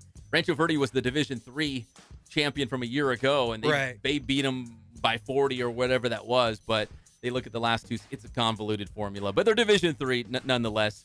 So even before you get to Southwestern League play, you play 5 really good teams. So it's almost like your non-league prepares you for league, and your league prepares you for playoffs. Does that make sense? I mean, with who we're going to see in the playoffs, we don't have a lot of options. I mean, if we're going to play at this level in the playoffs, we have to play a schedule like this. If we roll into the Division I playoffs with one of these weak schedules, that doesn't put us in a good spot at all. So the good thing is, like we were saying, we're used to playing a schedule like this. I think probably 2 years ago, heading up to Oaks Christian 2 years ago sounded kind of crazy. So is that the wild game that you guys pulled off? Yeah, it was like, what was it, 65? 70, 60. We won 70-62 That's at their a great place. basketball game right there. Yeah, exactly. They were unbelievable. but that was a great stepping stone game for us. Would you say that was a turning point? Like, did it feel like, hey, we can go on the road and beat one of the premier teams in the state? Did it feel like something changed maybe after that? I would say the year before that, we had a couple signature wins. Hank's freshman year, Citrus Hill was ranked really high. They were so state 2015, champions, yeah. And we beat them by 20 points, probably our second or third game. Also that year, we went to the quarterfinals, and we were beating Mission Viejo at halftime. And that was Hank's freshman year, and I felt that was a big turning point. Because then coming into that next season, we got a little taste of playing with the big boys and getting out of the IE and messing with other people. And then, obviously, 2 years ago, we run all the way to championship. And from there, now we're kind of keeping it rolling, and expectations are high for all of us. You know, speaking of that championship game in San Clemente, was playing them during the regular season, was this already in place for years to come before you guys ran into each other in that CIF title game in 2016? It was not. We got to know them in that title game. When you kind of move up into Division I, it's hard to get games. And we talked with San Clemente, and fortunately they were willing to play us. And their Coach Ortiz, a great guy. And we hooked up on a contract. We went to their place last year, played them on the ocean, and now they're coming into Murrieta, California. That's not a bad deal to get them coming out here. What about the Cajon? How did that come together? I'm just curious about that as well. I think that was a pretty routine kind of thing. Cajon had been on the upswing, and they wanted to step up their schedule. So I think it was more on their end. They wanted to play someone kind of highly regarded. You guys are a Division I team, and the talent on their team and their coach does a great job. They're unbelievable. The talent level on that Cajon team, it's unbelievable. Yeah, because I looked at their senior class from last year, and I'm like, how do you replace those guys? And then I go on Twitter, and these backups that really didn't see a lot of playing time last year, they're getting Pac-12 offers. I'm like, okay, they're fine. I'm not going to worry about Cajon. They've got guys coming up. Does it apply to Murrieta Valley as well? I know, obviously, Spiker rewrote the record book for everyone in receiving. You got some young guys that you're excited about coming up through the program? Oh, absolutely. We have two really explosive receivers and a third receiver that's really good too. So we have three good, really young receivers. We have a tight end with an SC offer. He's going to do big things for us this year. So we have some. Hank's got some weapons. Hank knows he has some weapons, and it's kind of business as usual for us. We're always trying to improve, but at our level, we just keep it rolling. Hank, let me ask you, what kind of a leader are you behind the scenes, on the sidelines? Are you a rah-rah guy, scream, jump up and down, or do you handle your business, try to lead by example, so people know this is the Murrieta Valley way? Or somewhere in between, maybe. I don't know. I can be serious when I want to be, and I can be laid back when I want to be. They all work hard. Everyone knows kind of what Coach Wilson expects, what Murrieta Valley expects, and it's just kind of been a culture since I've been coming in. And the guys that I looked up to, and then now the guys kind of coming through that are younger than me now kind of expect what Murrieta Valley football is about. So they kind of get the example just from being on the field and the culture coming kind of trickling down from the upperclassmen. So a lot of the upperclassmen are all leaders, and they do a great job. So you got training camp next week, right? I mean, like the helmets come on, it's going to get real. That first game against Santiago, that's a week 0, right? So that's the 17th. Yes. Man, so the football season is right around the corner. I mean, got moved up a week, yeah. Yeah, so hopefully you guys will be playing deep into December, right? And playing for something big at the end. But when you go through training camp, how much of it is about, learning maybe some young guys that you're playing with a lot more, or, installing some new things on offense? I mean, what are some of the things that you guys work through as a team during training camp so you're ready for that first game in week 0? Just definitely building chemistry with all your new guys coming in, and a lot of the stuff's been the same since we've been there. Offense is still the same, defense is still the same. So really for us, it's just kind of building new team chemistry with the younger guys coming in and building it with them and just being conditioned and repping the plays and doing a good job executing. Can you guys hang out for another segment? Let's take a break. When we come back, we'll talk more Murrieta Valley football here with Coach Wilson and Hank Bachmeier. We've got to ask Hank about going to Boise State. Boise State's had a long line of great quarterbacks, in fact, great teams, in fact. And Coach Wilson, I want to ask him more about Southwestern League play. It's going to be tough. Vista Murrieta's got one of the Coley Candell disciples back to lead the program. Bert Esposito's down at Temecula Valley now. It's only going to get tougher, but these guys are trying to make it back to back to back this year in the Southwestern League. We'll talk more Murrieta Valley football when we come back on your favorite show, the Inland Sports Show on Fox Sports IE, 1350 AM. Yeah, thank God it's Friday. You gonna call me? I'm gonna call you.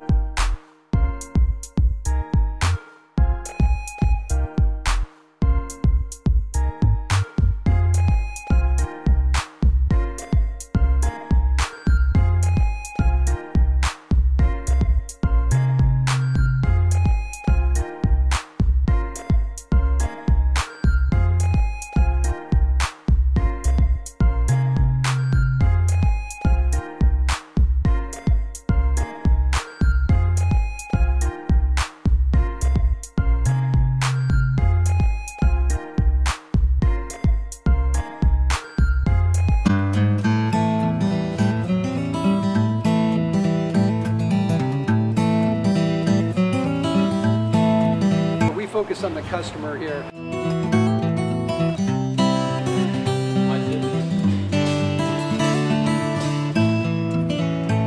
Believe it or not, that is the biggest thing for customers on an oil change. They just want the convenience of coming in, driving in, getting it done, and driving out.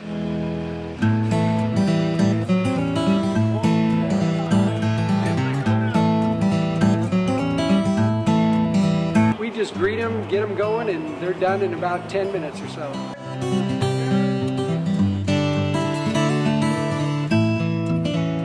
We don't push any sales on them. We do the oil change, and I think that's what sets us apart is our customer service. Vacuumed and cleaned your windshield for you as well. Everything's looking pretty good. Come into us one time, believe me, we'll spoil you and you'll be ready to come back the next time.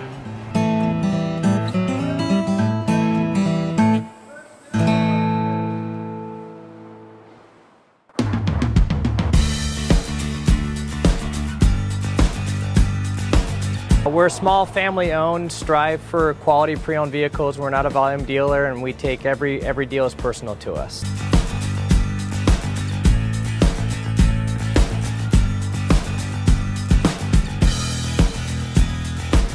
We're a low-stress environment. We're not a pressure sales house. If you want to shop us, you're more than welcome to shop us. We have, like I said, great rates, competitive financing, a lot of one-owner, clean Carfax, clean title vehicles. As you see, we have Carfax everywhere. That's most important to us, to educate our customers before they make a purchase.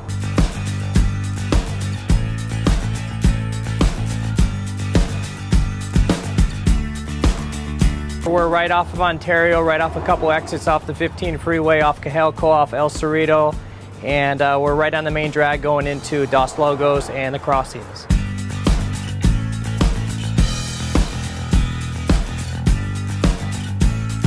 We have great financing, we have great lenders that we're using, we do buy, sell, trade, cash for your car, whatever we need to do to help accommodate the customer, that's what we're here for.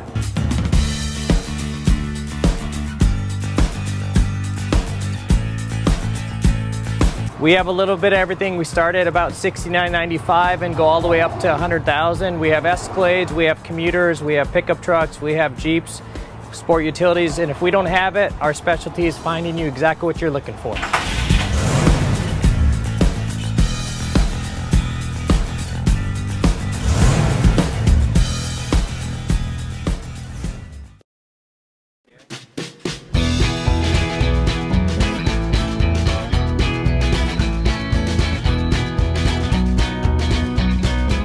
Thank God, first of all. I thank the great people that I've got around me that help support me, the people that work for me. As I started, if it wasn't for the people around me, we probably wouldn't be here right now, but I've got a great staff. I've got great people that do stuff for us outside the store, and we've been very, very fortunate.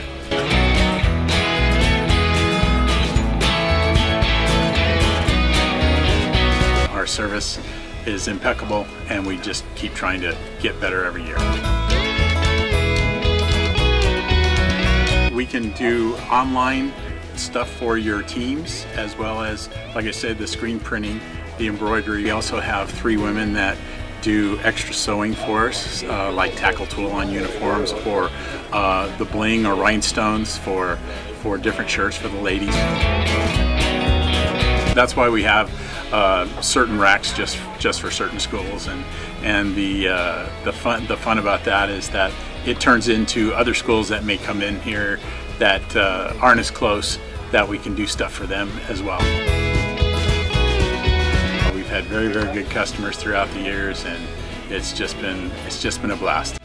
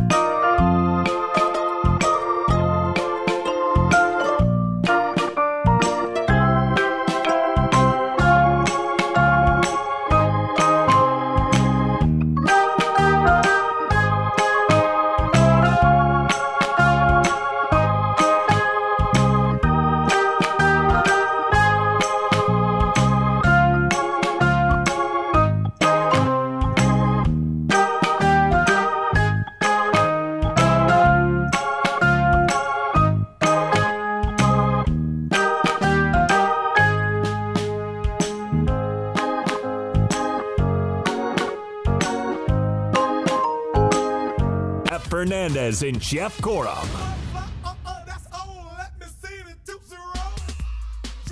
Welcome back to the Inland Sports Show on Fox Sports IE 1350 AM. We're talking high school football every single day. We are live and amplified on Fox Sports IE 1350 AM from 3 to 6 p.m. Jeff, we joke about it, but we can only talk about Kawhi for so long.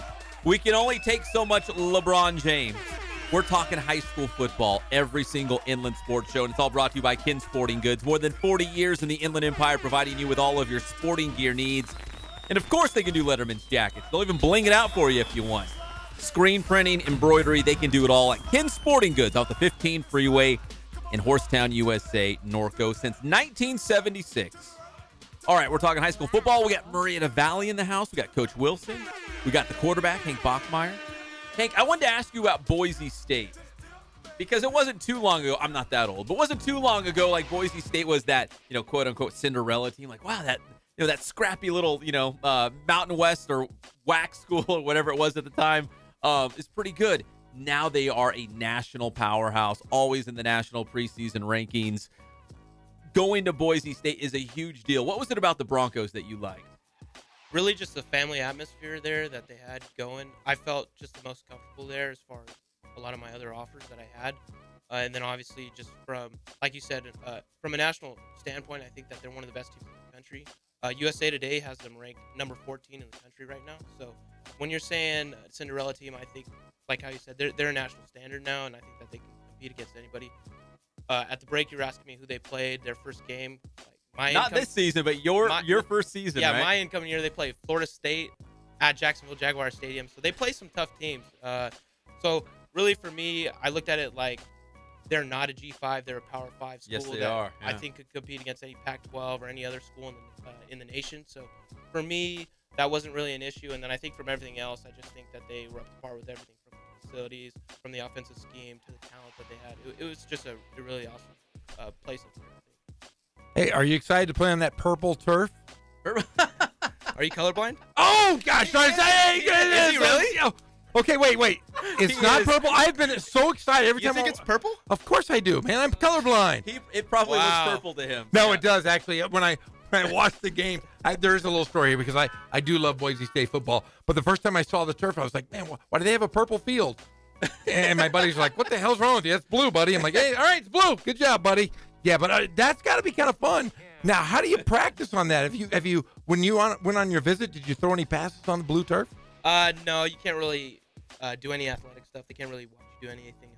You didn't sneak away and run the field or anything like that? I was on the field. And I was messing around on it, but I didn't throw on it. But no, I hear that they have seagulls actually come down and crash into it. Like it's the ocean. Yeah. I'm just shocked that there's seagulls in Boise.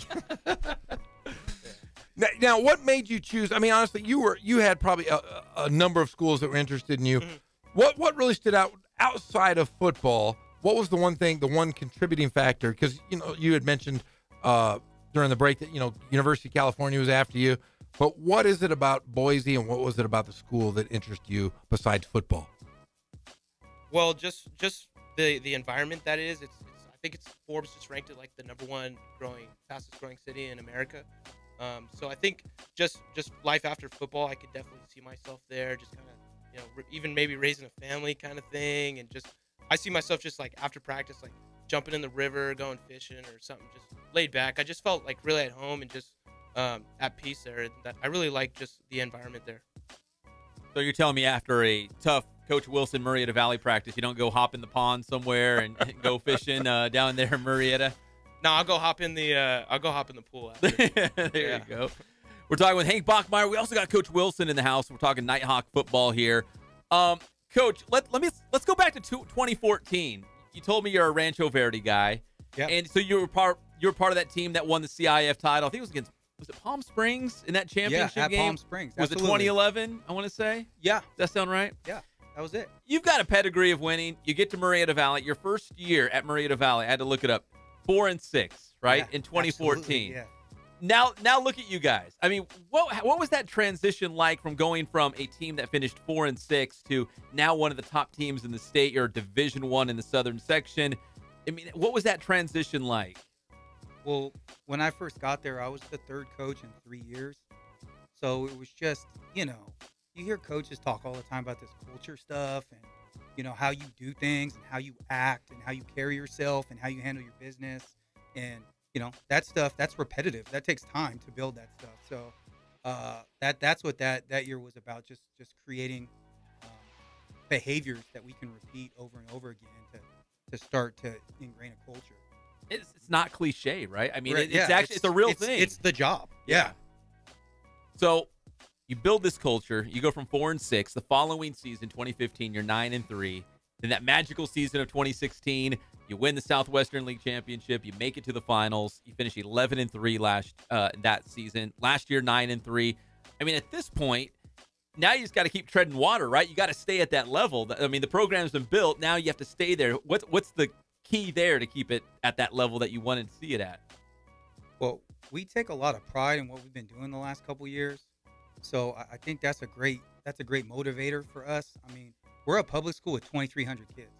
I mean, we're just a kind of a run-of-the-mill school. So to achieve what we've achieved and being a top 20 team and all these kinds of things, we set that bar, and it's very motivating because it's not some pie-in-the-sky thing.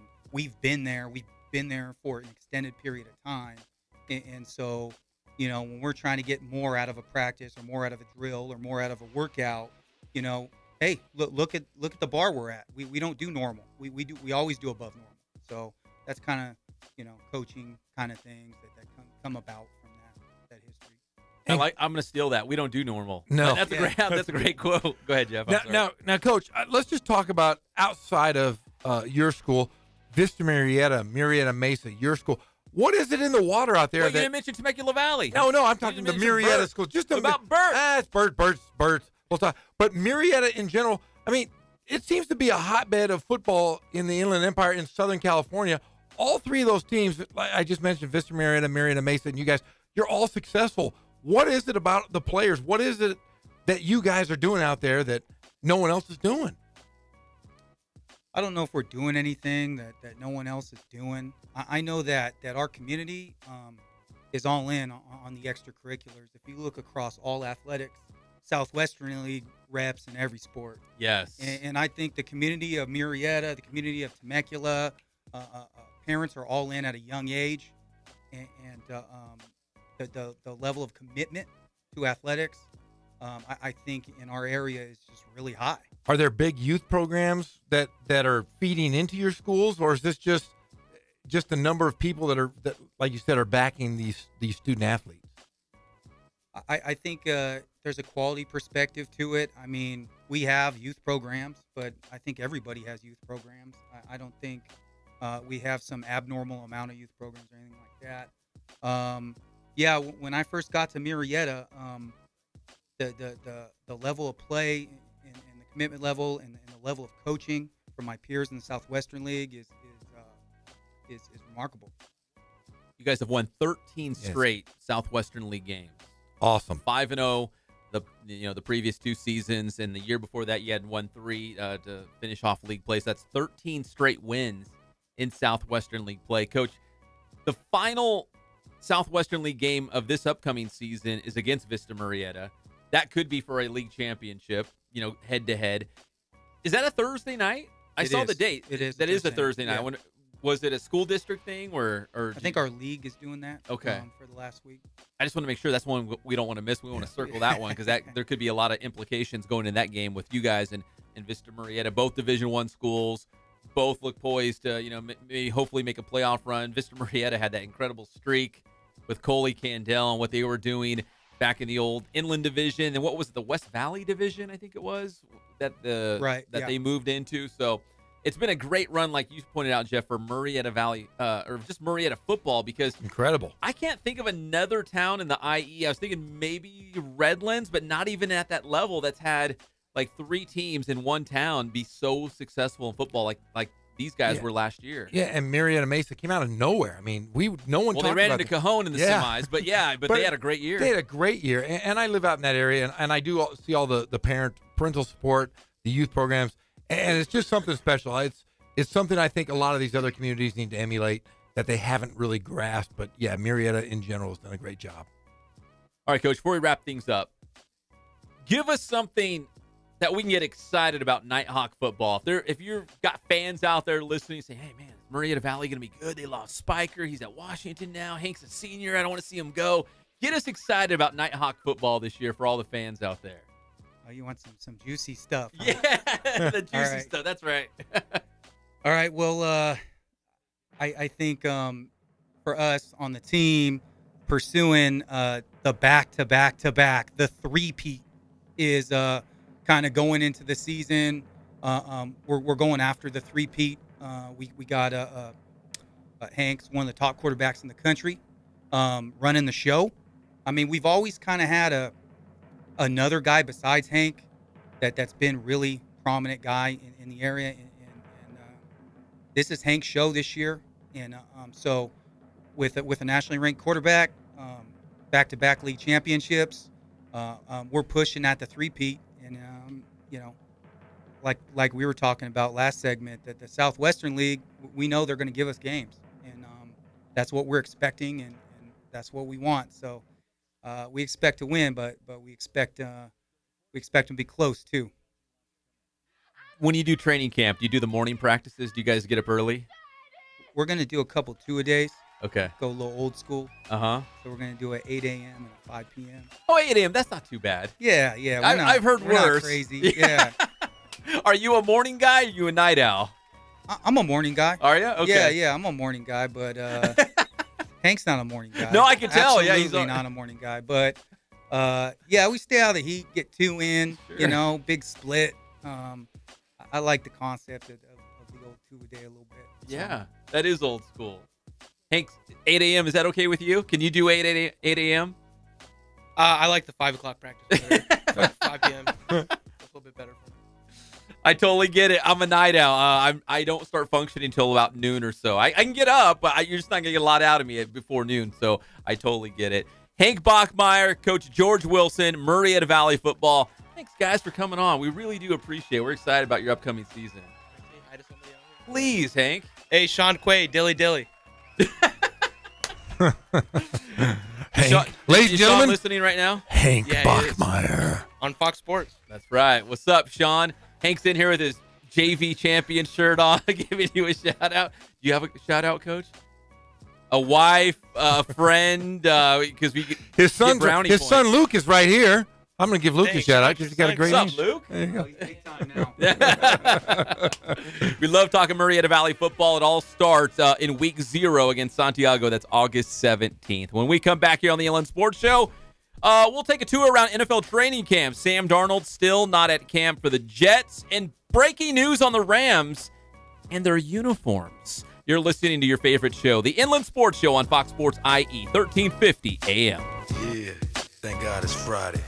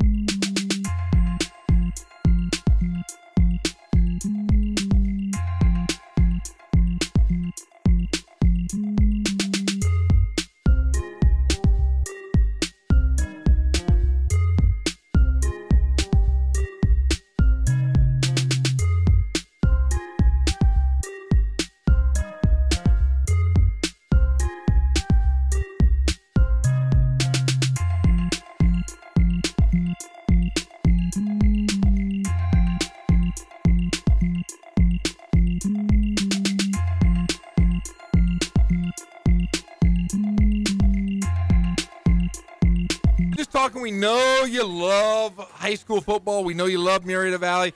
But, man, you gave him the whole carte blanche. Yeah, you walked him out. Did you introduce him to everybody in the studio or what? What show? Football, a signed water bottle. Oh, man. Why do you have Hank Bachmeier's autograph on your neck over there? That's kind of weird. Is that weird? Yeah. Well, Pep. Is that weird? Yeah, it's a little strange. I didn't know this. Hank's dad was in the hallway. Have you seen Hank's dad? Hank Sr.? He looks like a supermodel. Stop it. I'm serious. I walked out there. I'm like, who's that guy? Hey, you took your fandom to a higher level. Yeah. Pep, I'm concerned about you. I walked him out. I'm concerned about you, my man. I walked him out. Yeah. Well, I walked Coach Wilson out and his son Luke too. I mean, it wasn't just Hank. Yeah. I mean, so what? I got his autograph on my neck. That's not weird. That's a little weird. His father's a supermodel. Yeah, kind of weird. I walked out there and I'm like, I mean, because we got some sales guys around here, but they don't look like Hank's dad. His name's Mike, by the way. How do you look at sales guys? Yeah. How exactly are you looking at sales guys? Come on, we know what they I'm look really like. concerned. It's a Friday. Pep, we know you've been in the heat. You must have. Is that a heat stroke? Yeah, I'm sweating it up over here. Hey, well, we've got some baseball. We've got to get some scores, Pep Fernandez, and a Dodger update. No. You don't? No, we don't. We're going to talk about NFL training camp right now. Did you thank Catalano Motors? Yes, I already thanked those guys. We love those guys. I'm reading all over the place. What are you doing, Jeff? What are you doing, Pep Fernandez? That's the bigger question. What show? Oh, the Rams. That's right. What show? Okay. All right, let's talk a little NFL training camp. We'll take a little tour because, again, they're popping up all over the place. Everyone's getting it cracking across the NFL. The big one is Sam Darnold is not at Jets camp today. They had their first practice, and Sam Darnold, the former USC quarterback, is not there. Jeff, I got to the bottom of this. No, you didn't. Here's why he's not there. Because as the number 3 overall pick in the NFL draft, he's slotted a certain amount of money, right? There's not a lot of haggling, negotiating going on. Here's what his agent wants. His agent wants a thing they call offsetting. So if for some reason the Jets got rid of Sam Darnold down the road, Sam Darnold's agent wants to have a contract where Sam Darnold would get the money from the Jets, and he would also get money from the new team that he goes to. So they call it double dipping. So you're basically getting paid from both sides, right? So Baker Mayfield has this offsetting in his contract. Josh Allen, the quarterback for the Buffalo Bills, he has it in his contract. So you would think naturally Sam Darnold would have that in his contract as well. Although the Jets are playing hardball with him for whatever reason. They don't want to do it. Yeah, they have offered him 4 years, roughly $30 million, with a signing bonus around $20 million, all fully guaranteed. Once again, Pep, we're seeing these fully guaranteed contracts from these rookies. And the veterans that aren't getting these guaranteed contracts are going to start doing this every single time they get a contract extension. The other big breaking news as we make our tour around the NFL training camps has to do with the Rams. This is very exciting because they signed Aaron Donald? No. The other big news, I guess, that would be the big news. I'm talking about the big news, not the big news, because Aaron Donald has still not signed. He's not in camp. But here's the big news. So I think we've said this on the show time and time again that we would love to see the Rams reconnect with their LA roots and go back to what I would call royal blue and gold and the gold, right? Yeah, that's the old Eric Dickerson days. That was the glory days. Vince Ferragamo, those guys. Jim Pat Everett, Hayden, right? Jim Everett. Flipper Anderson. Yeah, Flipper Anderson was good. That's my era. Jim Everett. Hey, I remember Pat Hayden days, buddy. I'm not as old as you, Jeff. Hey, you're you know what? You're not that much younger than me. I'm a lot younger. You're not either. You're in your 40s now, buddy. 40s, just with me. So they are going to go old school for 5 regular season home games. Good for them. When I say old school, I mean they're turning back the clock to what they used to wear. Horns up! So you know how they go? They're the blue and white helmets, which we have one right here in our studio. Yes. And then they have a little bit of gold sprinkled in right now in their current uniforms. Yeah. They're only going to wear those uniforms at home 4 times, and 2 of them are preseason games. Well, wouldn't you call those throwbacks if you're not going to wear those and you're going to go full time? You would think, right? They're going to wear the old school uniforms at home more than their current uniforms. So the home games that they will wear the old school uniforms are, let's see, a Thursday night football game against the Vikings. Minnesota Vikings. A Sunday game against the Packers. Green Bay frozen tundra. Sunday against the Seahawks, a Sunday night football against the Eagles, and a Sunday game against the 49ers. So they will actually be at home in their old school more than the current one. Jimmy Garoppolo is going to see those uniforms. He's going to be starstruck. He's going to be porn starstruck. He said he learned a lot from that date, by the way. He did? I'm sure he did. Yeah, he probably learned a lot. Yeah. Sure did, Kono. Hey, your quarterback. He is your quarterback, Pep.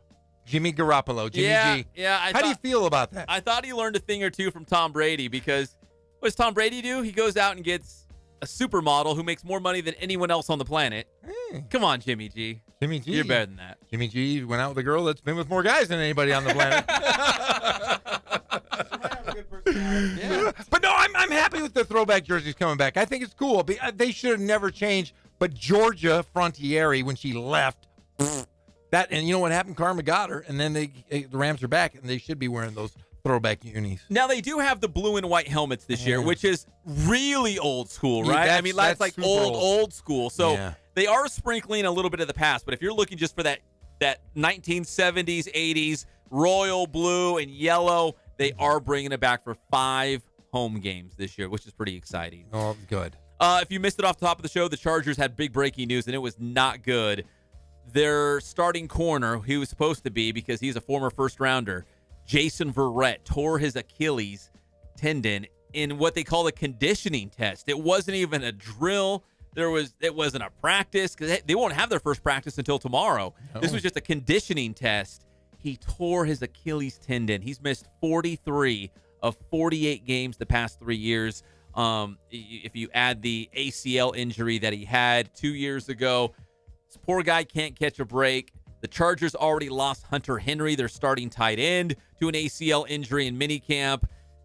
Feel like, man, this is an uphill battle. We haven't even got to training camp yet for the Chargers. No, the Chargers, but the thing is, they're still okay because the guys they had in his place last year really, really shored up that holes. I don't think it's a big loss. I think the biggest question we have coming into the offensive side of the ball for the Chargers is who's going to be that tight end. That is the big question. It is. And we mentioned off the top of the show that there's a guy named Virgil Green that came over from the Denver Broncos. He's a tight end. In fact, I think he's the only tight end on the roster. And if you look at a specific bio, his roster bio, he lists San Bernardino as his hometown. We got to get to the bottom of that because he grew up in the U, Tulare Union High School. That's where he played his high school ball. But he lists San Bernardino as his hometown. So maybe he was born here and then moved when he was young. I don't know, but that'd be pretty cool if we can see Virgil Green out there holding it down for San Bernardino, playing tight end for the Rams. Or maybe it's a misprint. Who knows? But they are in negotiations to sign Antonio Gates to a 1-year deal. Yeah, I'm not real excited about that, to be honest. Why not? We saw what was left in the tank last year with Antonio Gates, and it wasn't a lot. Hunter Henry is a rising star, and they don't have him. So what's your next best option? I think it's Virgil Green. Virgil Green, though, has only had 4 touchdowns in his entire career. He's had 2 in the last 2 years. He's only caught, I think, 90 passes in his career. I would go with the safe bet, the Hall of Famer, Antonio Gates. You know what? If Virgil Green can block, that's all you got to do because you've got Keenan Allen. You've got Gordon running the football. You've got Mike Williams, who was their first-rounder last year, suffered a back injury. He was limited just 10 games, just caught the ball 11 times. He hardly played. He's going to be back healthy. Phillip Rivers has some guys. Yeah, but you know what? I want to say, how many receivers are named Mike Williams that have played in the NFL? I think of what was there, USC Mike Williams? Yeah, That's the first one I think of. Yeah, they've been peppered all over the place. This one's from Clemson, I think, right? He was a Clemson guy. So, yeah. And finally, let's go north of the border. Please grab your passports. We're going to Canada.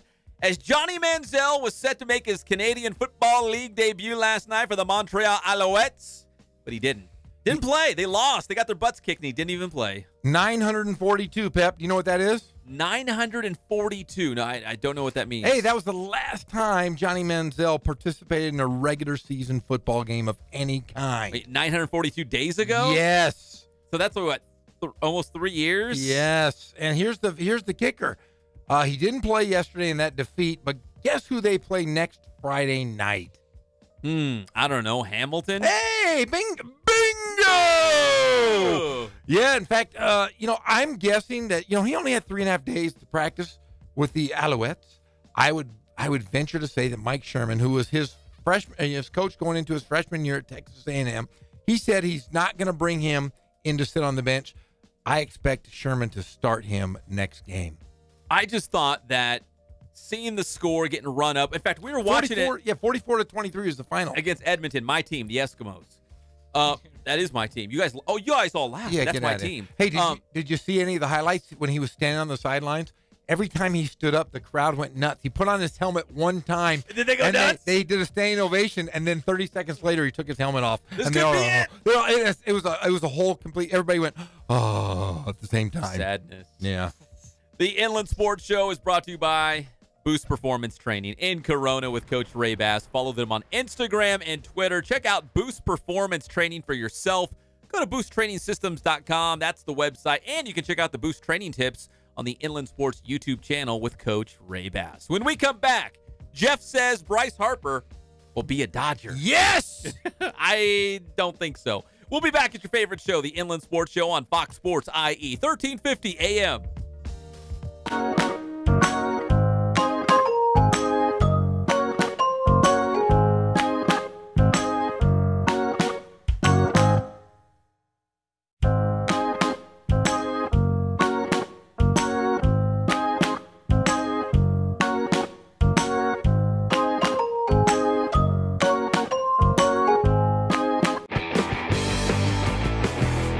How you guys doing? Coach Ray here. We're back at the BPC. Wanted to continue our movement-based mechanics here. We're talking about a back pedal. So today we're going to demonstrate how we program our back pedals, how we teach mechanics, and how we execute. Come check it out. So one of the first things I like to do with my athletes before we actually get into a back pedal is I like to work on the movement patterns of an actual back pedal. So what Cruz is going to do, he's going to get into a staggered position here. So let's go ahead and bring those feet in a little tighter, all right? And so what I'm looking for with that backward movement, I'm looking for a push off that front, a step back with the back leg. So what we do to movement is we're going to do a step to a lunge. So you're going to go ahead and push off that left foot with the ball of your foot, and you're going to lunge back with the right. So ready? Go. You're going to lunge it down, and then bring it back. Good. Go. Give me a couple reps of those. And we're doing that step to lunge. So we're simulating that movement pattern of the back pedal. We're going to push off that front leg and step with the back. And relax. So what we'll do is we'll build off of that, and we're going to go into an actual back pedal now. So go ahead and get in your 2-point stance there, or stagger stance, Cruz, facing the camera, facing the camera. All right, and all you're going to do is give me a quick back pedal. So we're going to simulate that movement pattern with a push and quick step. Here we go, ready? And go. Good, there we go, right there. Bring it back. Go ahead and alternate feet there. And go. Good, so you take a look at the footwork here. Those first 2 steps, we got a push and a step, push and a step. Ready? Go. Good, nice job. Backward movements, how we teach our pedals, how we progress them, right here at Boost.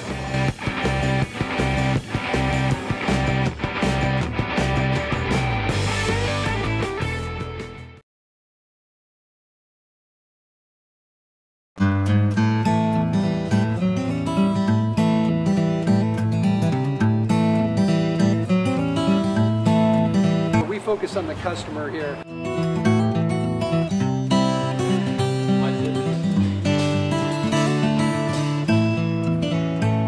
Believe it or not, that is the biggest thing for customers on an oil change. They just want the convenience of coming in, driving in, getting it done, and driving out.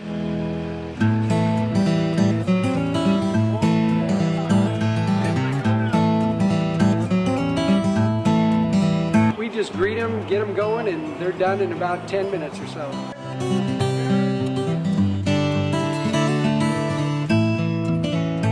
We don't push any sales on them. We do the oil change, and I think that's what sets us apart is our customer service. Vacuumed and cleaned your windshield for you as well. Everything's looking pretty good. Come into us one time, believe me, we'll spoil you and you'll be ready to come back the next time.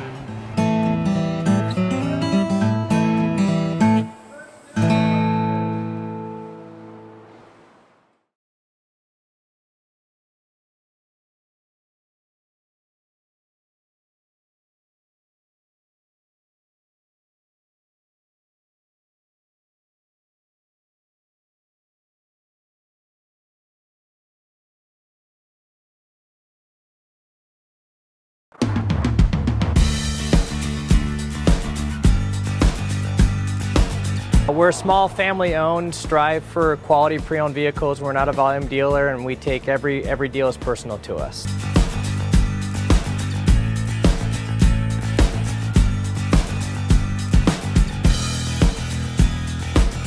We're a low-stress environment. We're not a pressure sales house.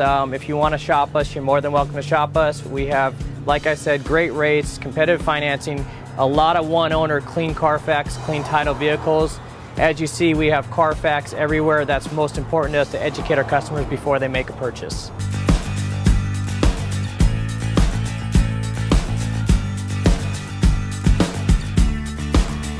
We're right off of Ontario, right off a couple exits off the 15 freeway, off Cajelco, off El Cerrito, and we're right on the main drag going into Dos Logos and the Crossings.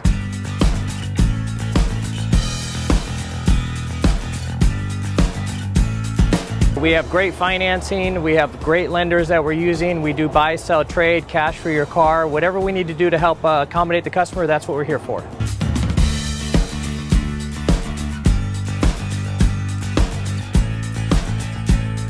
We have a little bit of everything. We start at about $69.95 and go all the way up to $100,000. We have Escalades, we have commuters, we have pickup trucks, we have Jeeps, sport utilities, and if we don't have it, our specialty is finding you exactly what you're looking for.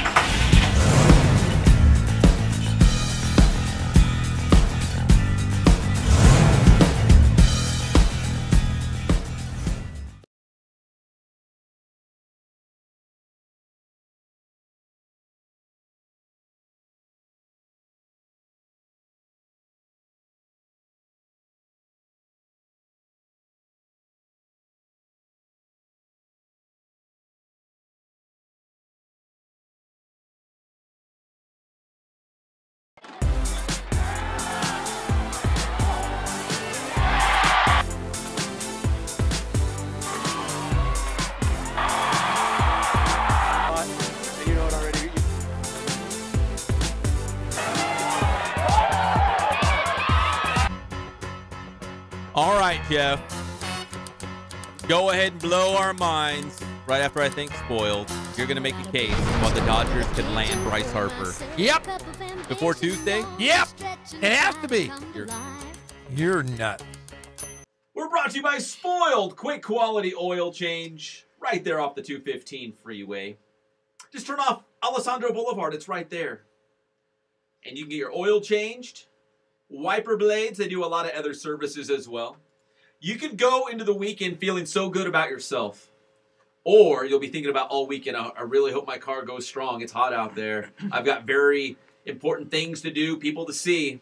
But if you go to Spoiled right now, you'll feel good about yourself. Spoiled, quick quality oil change. Go check them out for yourself off of Alessandro Boulevard. And better yet, tell them the Inland Sports Show sent you. Take a selfie in front of it.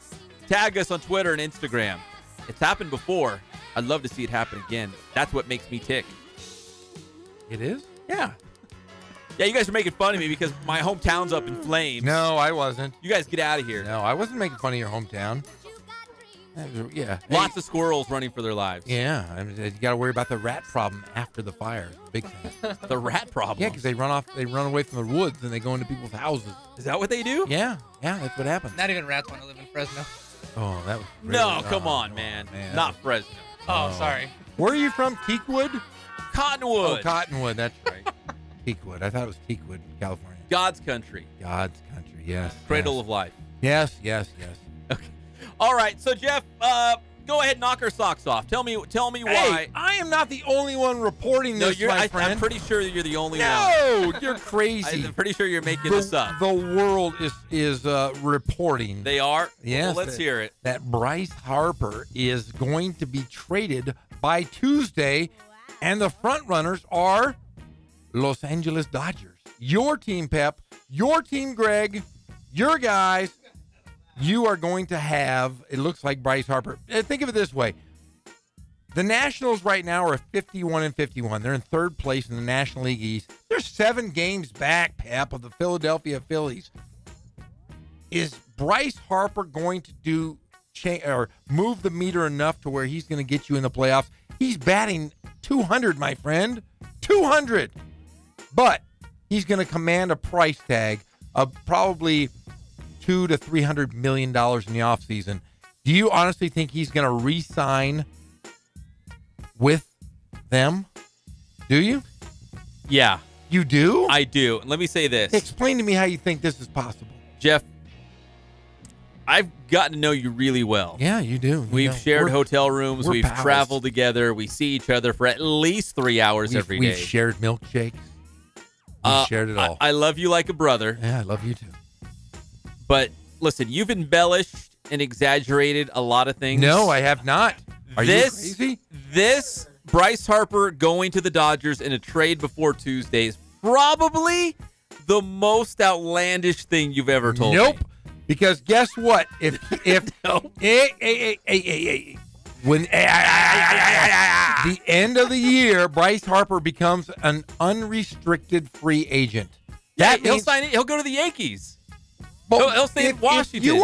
If you are the Washington Nationals, don't you want to get some young talent for him? And you're still, even if you trade Bryce Harper and he's batting 200, you're still going to get some young prospects, maybe a couple guys from the Dodgers organization that can help them possibly get that National League East championship. You make it sound like the Dodgers are struggling and they need this bat to get them back in the playoff race. Hey, how many World Series have they won in the last 5 years? None. Exactly. How many have they won in the last 30? None. Exactly. 1988 was the last time. And how many guys that are young in the Dodgers farm system, how many guys would any team in baseball love to have? Let me ask you this. So you're the Washington Nationals. You Yes. call the Dodgers, hey, we want to send Bryce Harper to you. What can we get in return? Who are the only guys that are untouchable? If you're the Dodgers GM, you say, you know what? So-and-so and so-and-so are the only guys off the table. Make us an offer. Well, if I'm going to go with Clayton Kershaw's the no-brainer, right? Let's just say, we're not touching arms because no pitchers. No Okay, pitchers because the Phillies really have pretty good pitching staff. Would you agree? The Phillies? I mean, not the Phillies. The Washington Nationals. Sorry, I was thinking. Yeah, when they're healthy. Yeah, when they're healthy, they're great. Yes. Even if they don't win this year, they're still going to be good next year with those arms. That's why they re-signed. There's no way. They don't have okay, enough so of tell those me, the offers. position players for the Dodgers, Jeff, who's untouchable? Who would you not trade? And if you were willing to trade, who would you package up? Who would you want to get rid of? Who do you think is expendable? I think Justin Turner's expendable. What? Yeah, I do. He's the heart and soul, man. He's the pulse. He's the heartbeat of that team. Bryce Harper could very easily be the heart and soul of that team. I would say virtually anybody on that roster, the Dodger roster, Grandal, Barnes. No. You got to keep one of them. You can't. Yeah, but I know. I'm not saying. I'm just telling you. These are guys that you could get rid of. You could get rid of one of these, and I'm not saying all in general. Matt Kemp, they're not going to want because he's 115 years old. But Max Muncy could be Mad Max. Mad Max, the Muntz dog. You get rid of him? You could. He just got here. Yeah, he just got here. But burst onto the scene. He could be a flash in the pan. We've seen this only this year. Only he was waived from the A's. He's going to be the Cody Bellinger next year and struggle. Yeah, he can struggle. Jock Peterson, Corey Seager, young Jock. Those guys are expendable, and we're not just talking off of the major league. Did you roster. say Justin Turner? Yes, I did. JT. Yes. JT. Your boy JT. I like him. He's got a good-looking wife. He's got, But when he's healthy, man, he is the heart and soul. He's the heartbeat of that Dodger clubhouse. No, and no. No. They're playing for championships. You don't need to go. We're going to do our best to, we're going to keep this clubhouse together. No, you're trying to win championships. You got to shake things up. Look at what the Astros did right there, Kono. That's correct. Yeah, and who's going to beat them this year? Nobody. Right now, nobody. Nobody. So you have to get better than the Houston Astros. And in order to do so, you're going to have to shake things up. And if it doesn't work this year, you will still have Bryce Harper and possibly Manny Machado and that pitching staff together. There's a lot of guys in that farm system that any team in Major League Baseball would want. Here's who I'd get rid of. Okay, here's my expendables for the Dodgers. There'll be I'd definitely get rid of Puig. Puig needs to go anyways. He's the most inconsistent superstar to ever play. And it takes two to tango. You could package something up, offer it to the Nationals, and they could just, squash it and say, nah, not even close. But if I'm looking at the Dodgers lineup and I'm like, they really don't need these guys. They'd be fine without them. I would probably say Yasmani Grandal, Logan Forsythe, Jock Peterson, and Yasiel Puig. There you go. That's who I'd get rid of. I can't believe I'm saying it, but I would send those 4 guys for Bryce Harper in a heartbeat. But we're talking about Bryce Harper. Now, I know it's a down season, and you look at his numbers this year, and you're like, that's not worth it. But he maybe outside of Mike Trout, he's probably in the top 5. You wouldn't think about top 3. How about Kike Hernandez? I love Kike. I know you love him, he plays everywhere. He hits home runs. He's wacky. But you got to replace one outfielder for another if you are the Nationals. Got to go Kike Hernandez. See, if you unload Jock and Yasiel, you're going to free up some room out there in the outfield. How about Toll? He's in the minors. You can send him. Yeah, definitely. He's really good. So your outfield would be what? Bryce Harper. Maybe you could put Bellinger in center or Chris Taylor. You got Kemp the rest of the year. And Matt Kemp. Yep. You could do that. What if I'm correct? And then Kike on the bench, coming off, pinch hitter, play, anywhere. Yeah. You can get rid of Forsythe. He hasn't done anything. No, you get rid of Forsythe. You can get, like I said, I have no problem. Even Max Muncy would be attractive because he's having a good year, and they're still trying to get in a race. National League East. That's hard to say. National League East. That's really hard for me to say. But yeah, Max Muncy would be a good one to go to. Sorry, Max. You had a great year. Good job. Good job. Yeah, you know what? Now that I think about this, the only 2 guys. I always turn you. I turn you. I've made you. You're thinking about it now, aren't you? Well, the only 2 position players I would not trade, and this might sound crazy. Don't say Justin Turner. You got to trade him. Justin Turner. Oh, come on. And Kike. I think those, because he's so versatile, Okay. I think those might be the only 2 guys that if I was dealing with the Nationals. See, you can get rid of Justin Turner. I'd send Bellinger because I'd play Muncy at first base if we sit off Bellinger. But you could put Muncy at third. I mean, that's really his position. Is really Max Muncy's position. He'll play is anywhere, third. first, second, third. Yeah, but you put him at third. You get rid of Turner. He's got that beard anyways. Get rid of that beard. He's funny looking. When he's healthy and when he's going, he hasn't been healthy. He's going to get healthy. He hasn't been healthy at all. All his strength is in his beard. The beard gets bigger and he gets stronger. He like is. Samson. When was the last time he was healthy, Pep? Pretty soon. Yeah, well, yeah, pretty soon. But you're starting to buy into this, aren't you? A little bit, but listen. If you're the Nationals, but they don't need him. The Dodgers do not need Bryce Harper. But they need him for the future. Well, I mean, how long is Kemp going to be good for? A long time. No, he's not. He's not. He's ancient. He's an ancient. How old is he? Is he like, what, 34? He's 86. No. He's 86 years old. Yeah. If you look that up, I'm curious now. I bet you he's what, 30? Yeah, I would say about 34. He's 33. 33, okay. Yeah. Young guy. No, he's not. Get rid of him. LeBron James is 33. Look at him. Yeah, but no. Yeah, then put LeBron James in right field, for gosh sakes, if that were going to go. I honestly think, though, that the Nationals are going to have to get something for him because I think he'd want to come out west. He's a Las Vegas guy, close to home, 3 hours. Mom and Dad can come out and watch him. Hop on that Southwest and just come back to L.A. What do you mean? Just drive. It's not a bad drive. I honestly think that they're going to get something from him, and I think the Dodgers have the most to give with that farm system and the guys that aren't playing. We see guys sitting sometimes with that Dodgers depth. They can get rid of that depth. Let's wrap it up with this. Even if it's not the Dodgers, if the Dodgers are not the trade partner with Washington, do you think that Bryce Harper will not be a National come next Tuesday? He's not going to be a National next year. If he is, I honestly don't think he'll re-sign. I don't care how much you throw at him. He's an unrestricted free agent. There will be teams that will give him $1 billion if they could. That's the problem, is he's going to go somewhere to the highest else. bidder, right? He is. I mean, that's what you got to do. But if he can do a sign and trade right now with the Dodgers, and the Dodgers, think about it, they have so much money to give, and if you get rid of some of these position players that the Dodgers have that will free up a little money on the books, they can go over the cap, and it's not a big deal to Magic Johnson and the ownership there with the Dodgers. He's going to be a Yankee. You're crazy. He's not going to be. Hey, he can't. Hey, guess who just broke a bone in his hand? They need a big bat in the middle of the lineup. Mike Judge, Aaron Judge. He broke his. But he'll be back in 3 weeks. That's a long time.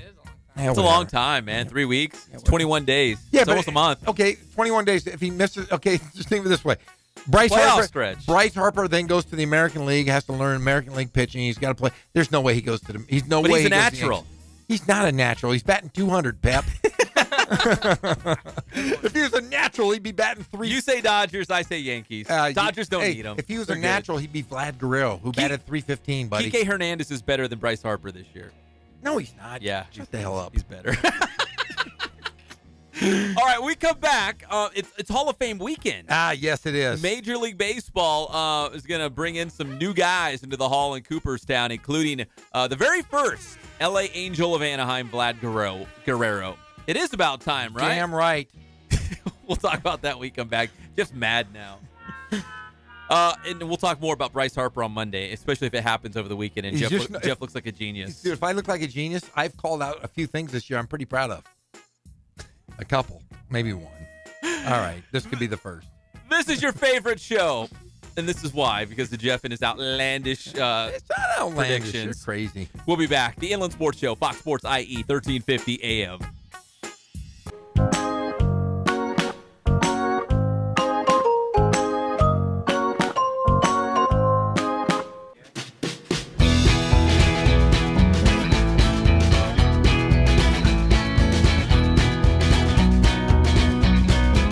Thank God, first of all. I thank the great people that I've got around me that help support me, the people that work for me. As I started, if it wasn't for the people around me, we probably wouldn't be here right now, but I've got a great staff. I've got great people that do stuff for us outside the store, and we've been very, very fortunate.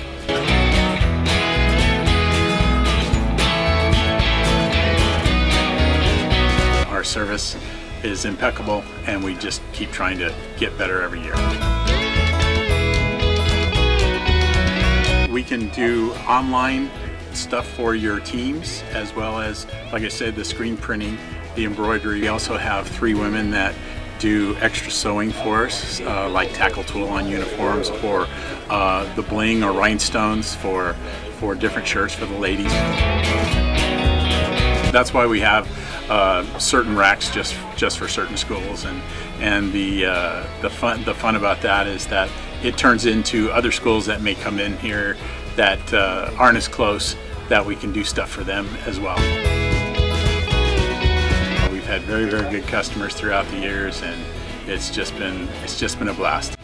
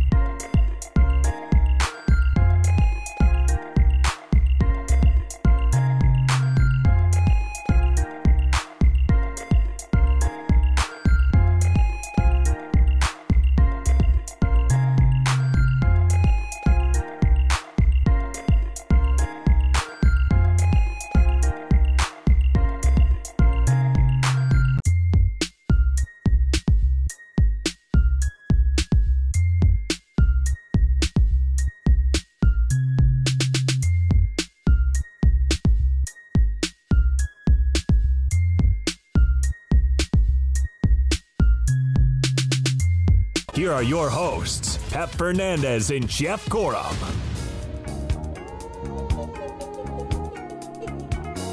Welcome back to the Inland Sports Show on Fox Sports IE 1350 AM. Now, Greg Holla always pulls up really funny movie clips. That was Chris Tucker. I heard the other day, Chris Tucker's made, I think, like $80 million in his career, but he's only done, what was it, Friday, next Friday, and like 3 Rush Hours.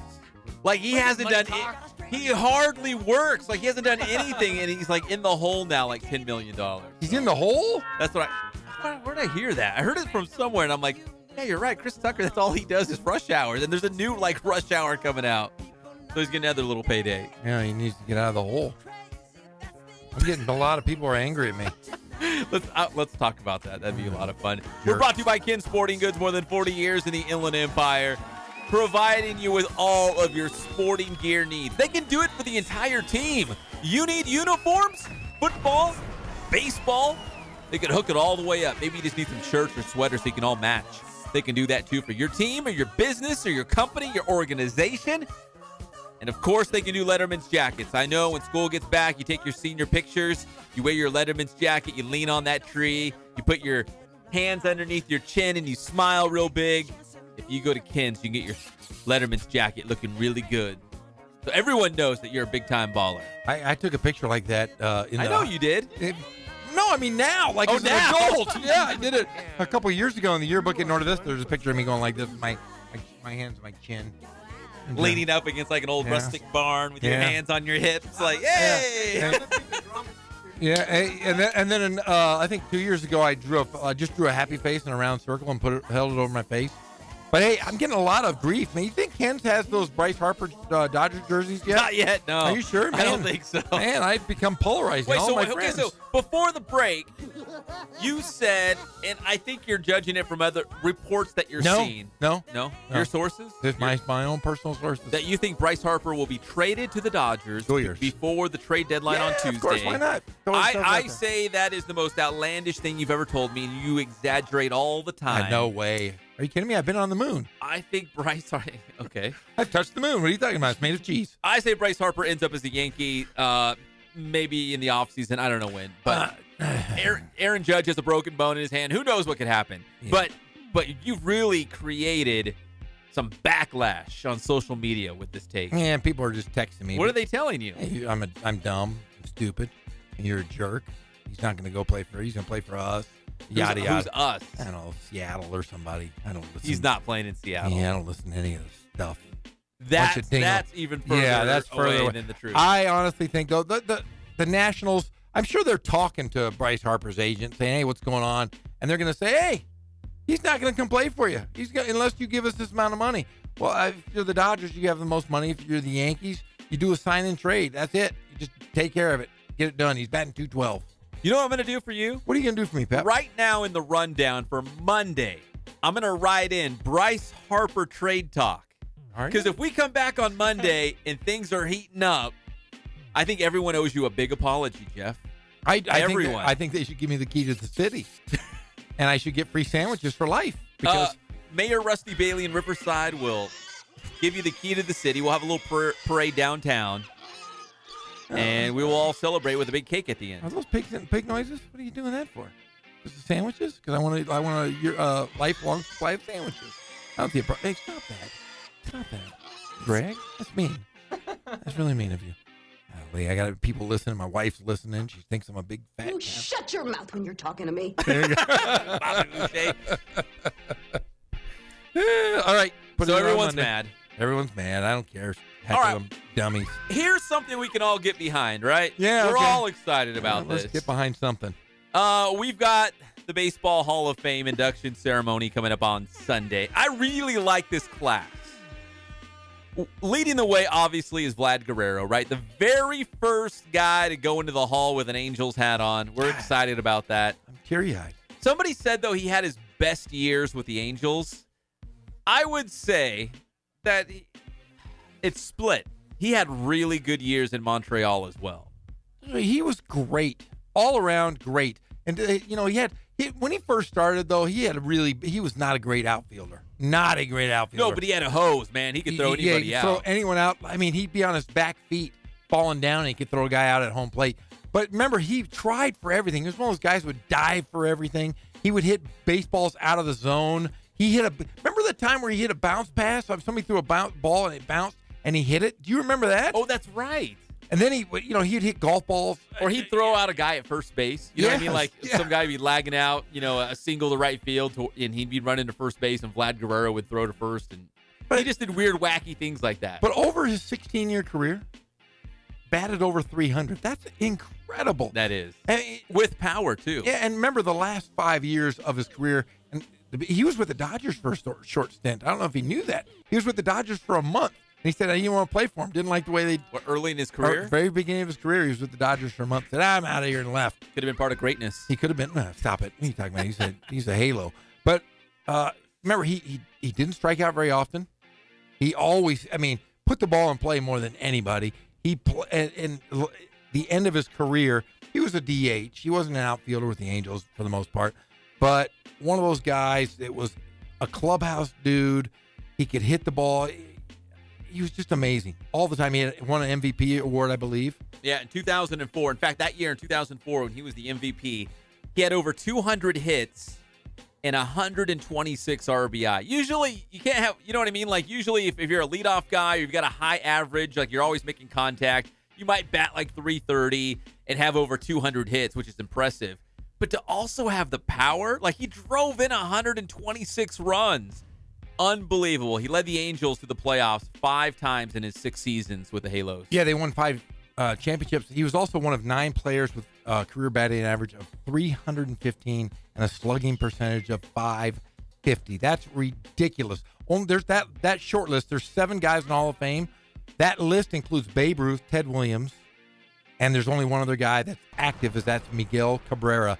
So put that in a list of those guys with 8 dudes. Vladimir Guerrero, one of the 8 best of all time with slugging percentage and average. You know what? We can even actually bring this home a little bit to our little family. Our good friend Trent Rush on AM 830 is going to be on the Angels broadcast because Mark Langston, former Angels great, he's going to the Hall of Fame, right? To be there when Vlad goes into the Hall. I'm going to push for, I want Trent to be the full-time guy because I like Mark Langston, loved him as a player, but he's a little vanilla on the broadcast. Is he? Yeah, he is. I'd much rather hear Trent, our guy. In fact, I texted him last night and said, I'm going to petition. We're going to go on that change.org, and we're going to get you in that line, in that spot. Our guy, Trent Rush, is going to call in next week and talk about his experience being the color man for the Angels next week, or this weekend. As far as I know, I don't think Vlad knows English because he's always had a translator. I wonder how, because, the guys usually go up there, they get the bronze bust, and they give some sort of an acceptance speech. He'll speak a little English. He was all right. Now, I'm just wondering if he's going to have like a translator up there. I'm just curious how that's going to play out. Hey, his son. It's not the first time. His son is a stud.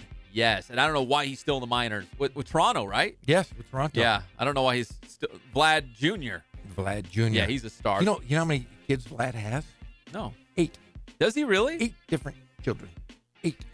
Different? Well, I was going to say 8 children with 5 different wives, but I didn't want to. Is it just one wife? No, it's 5. Oh, it's 5? Yeah, so he's been around a lot. He's got 8 kids up. Oh. Good for him. 8 children. 8 different children. Yeah, I guess they would be different. 8? Yeah. 8 different children. They're all they're all individuals in their own way. That's what I meant. That's what I meant. The other guys going to the Hall on Sunday. Trevor Hoffman, of course. Relievers. I don't know about relievers. Yeah, hey, one of the all-time greats. Okay. Big-time closer for the San Diego Padres. One of the greats. Chipper Jones. Oh, yeah. Who was the cornerstone of those Atlanta Braves teams that just destroyed the National League East in the 1990s. Hey. Oh, yeah. Andrew Chapman, the voice of the Quakes. Loves that guy. Do you know that he's one of only 2 number 1 picks to make the Hall of Fame? Who's the other one? Oh, wait. Come on, King you know this. King Griffey. Yes, you're right. Is it really? Yes, yeah, you're right. King Griffey Jr. Yeah. So Chipper Jones is going in. Chipper Jones? You know what his real name is? Chipper. Chippy. Chappy. Chip. It's Larry. Larry Jones? Larry Jones is going into the Hall. Yeah, I'm sorry to burst all your bubbles. Would you say Larry? Would you say he's the best switch hitter of all time? No. Yes. Wait, who's better? Nobody. Not a soul. He's the only switch hitter with at least 1,000 at-bats and a 300 batting average with each hand. Huh? That's pretty incredible. Right there. It says it right there. Yeah. And right. a 400 on-base percentage and a 500 slugging percentage. Chipper Jones might be the man of all time. Alan Trammell, he's another guy going in, right? Yeah, Alan Trammell's going in. Jack Morris is going in. Jim Tomei's going in. People forget about Jim Thome. 612 home runs. That's 8th all-time. A very skilled with a fat guy with a big head. Yeah, he did have a big head. Large head. But, huge. when I think of power hitters, he's not the first guy I think of. I feel like for whatever reason he gets lost. But that's a great Hall of Fame class. Vlad Guerrero leading the way, obviously, going in as the first Angel ever. He's a vampire, too. He is. His name's Vlad.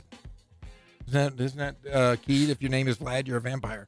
Is it? That's why you've never heard from him. And they're going to probably do Cooperstown at nighttime. Because I know you enjoy the kids' movies. Horton Hears the Who. Oh, yeah. Wasn't that cute little bunny named Vlad? Yeah, he's a vampire, too. He was a vampire. In The Vulture? Yeah. It's like, what Vlad? Okay. Yeah. All right, we come back. We got a live update on the Dodgers and the Braves. We'll bring you that score and other Major League Baseball scores. In fact, the Nationals are up big. I bet you Bryce Harper's having a big day. They're not going to get rid of him He's now. on the trading block. He's going to the Doyers. There's no way. Yeah, he is. We'll be back at your favorite show, the Inland Sports Show on Fox Sports IE, 1350 AM. Yeah.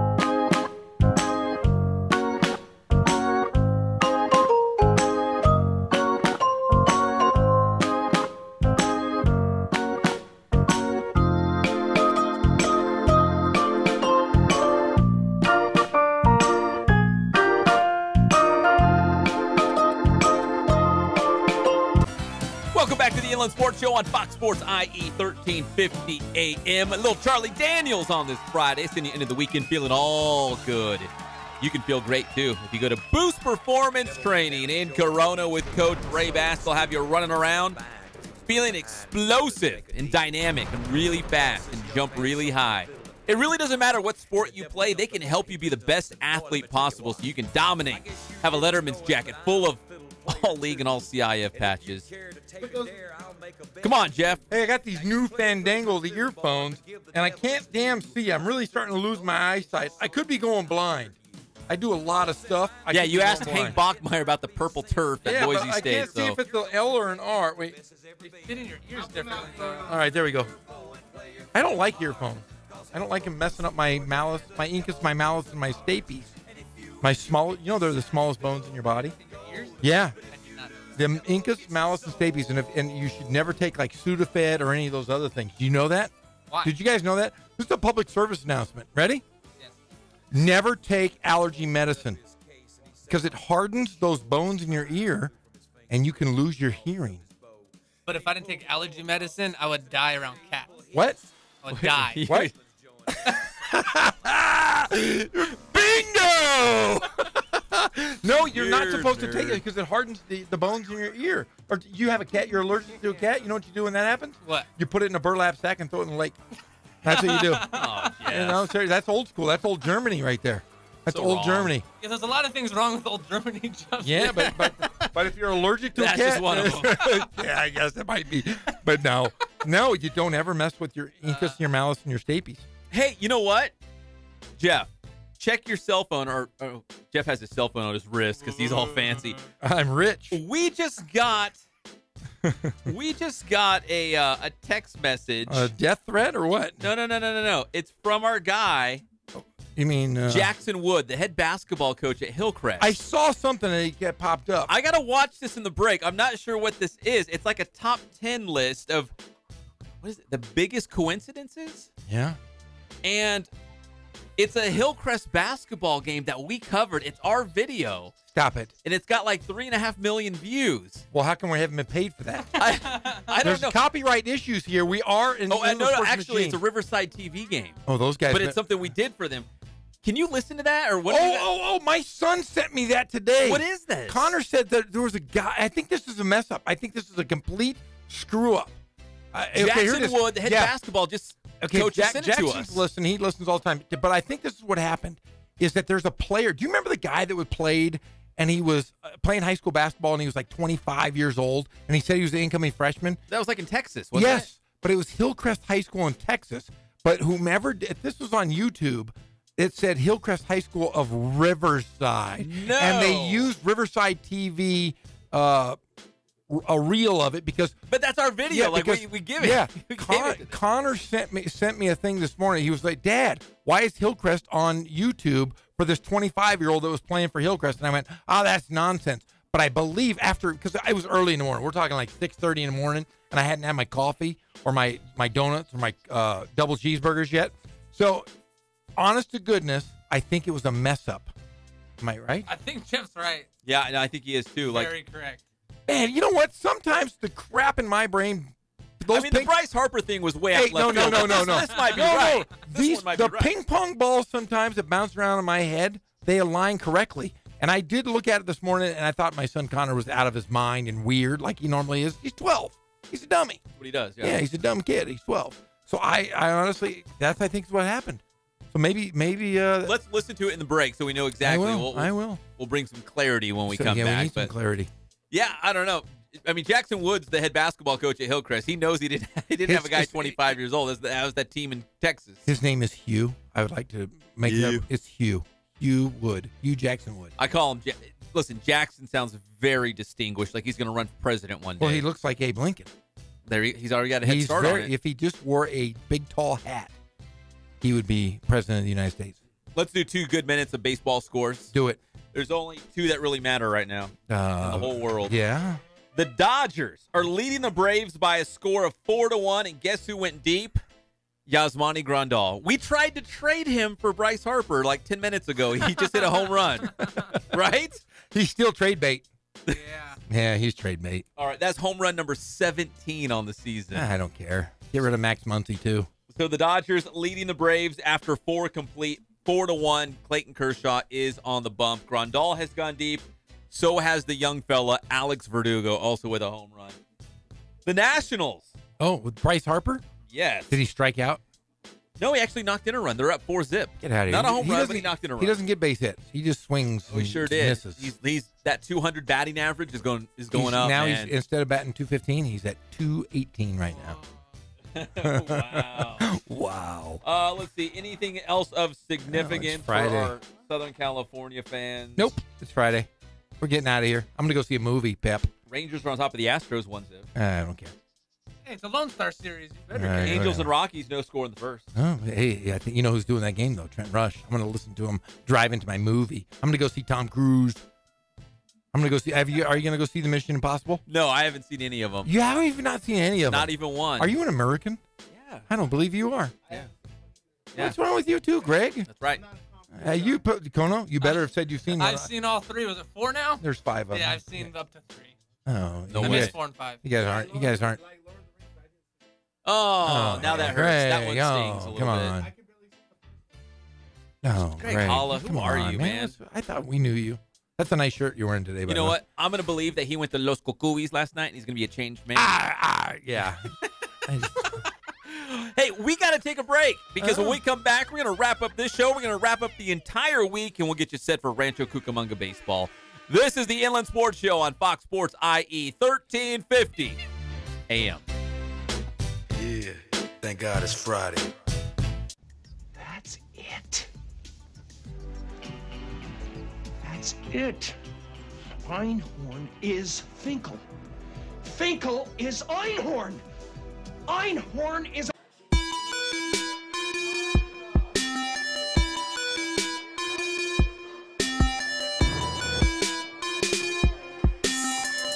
I played once upon a time at Centennial High School. I was actually on the first ever CIF championship team back in 2000, and then my senior year we won it again.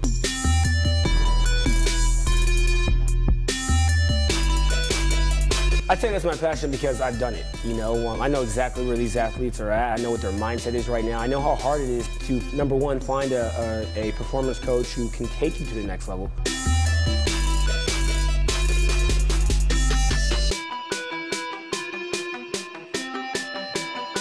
What sets us apart has to be, you know, how we work with our athletes and what we know.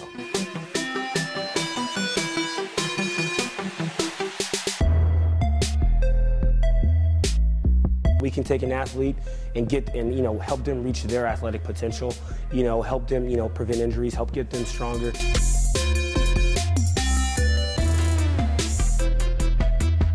I know every single athlete who steps into this gym. I know exactly where they're at, and I'm going to progress them every week. If you're not getting results, then, you know, really what's it about? We're going to deliver something that's measurable, you know, in terms of speed, power, you know, strength, agility.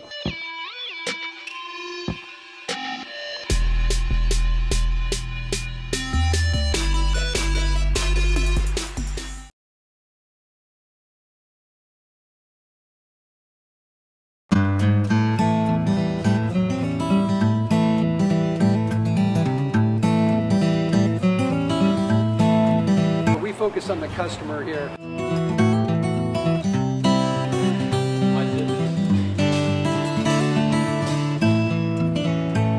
Believe it or not, that is the biggest thing for customers on an oil change. They just want the convenience of coming in, driving in, getting it done, and driving out.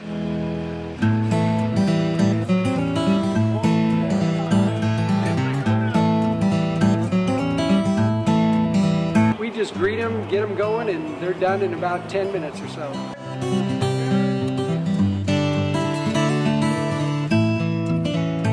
We don't push any sales on them. We do the oil change, and I think that's what sets us apart is our customer service. Vacuumed and cleaned your windshield for you as well. Everything's looking pretty good. Come into us one time, believe me, we'll spoil you and you'll be ready to come back the next time.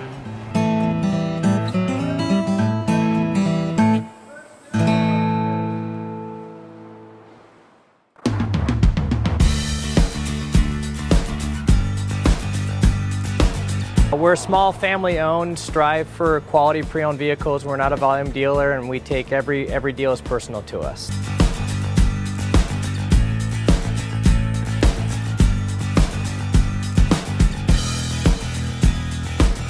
We're a low-stress environment. We're not a pressure sales house. If you want to shop us, you're more than welcome to shop us. We have, like I said, great rates, competitive financing, a lot of one-owner, clean Carfax, clean title vehicles. As you see, we have Carfax everywhere. That's most important to us, to educate our customers before they make a purchase.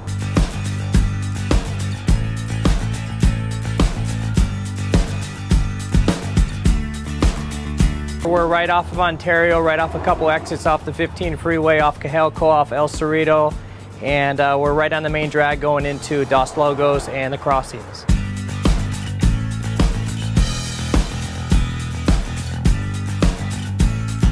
We have great financing, we have great lenders that we're using. We do buy, sell, trade, cash for your car. Whatever we need to do to help accommodate the customer, that's what we're here for.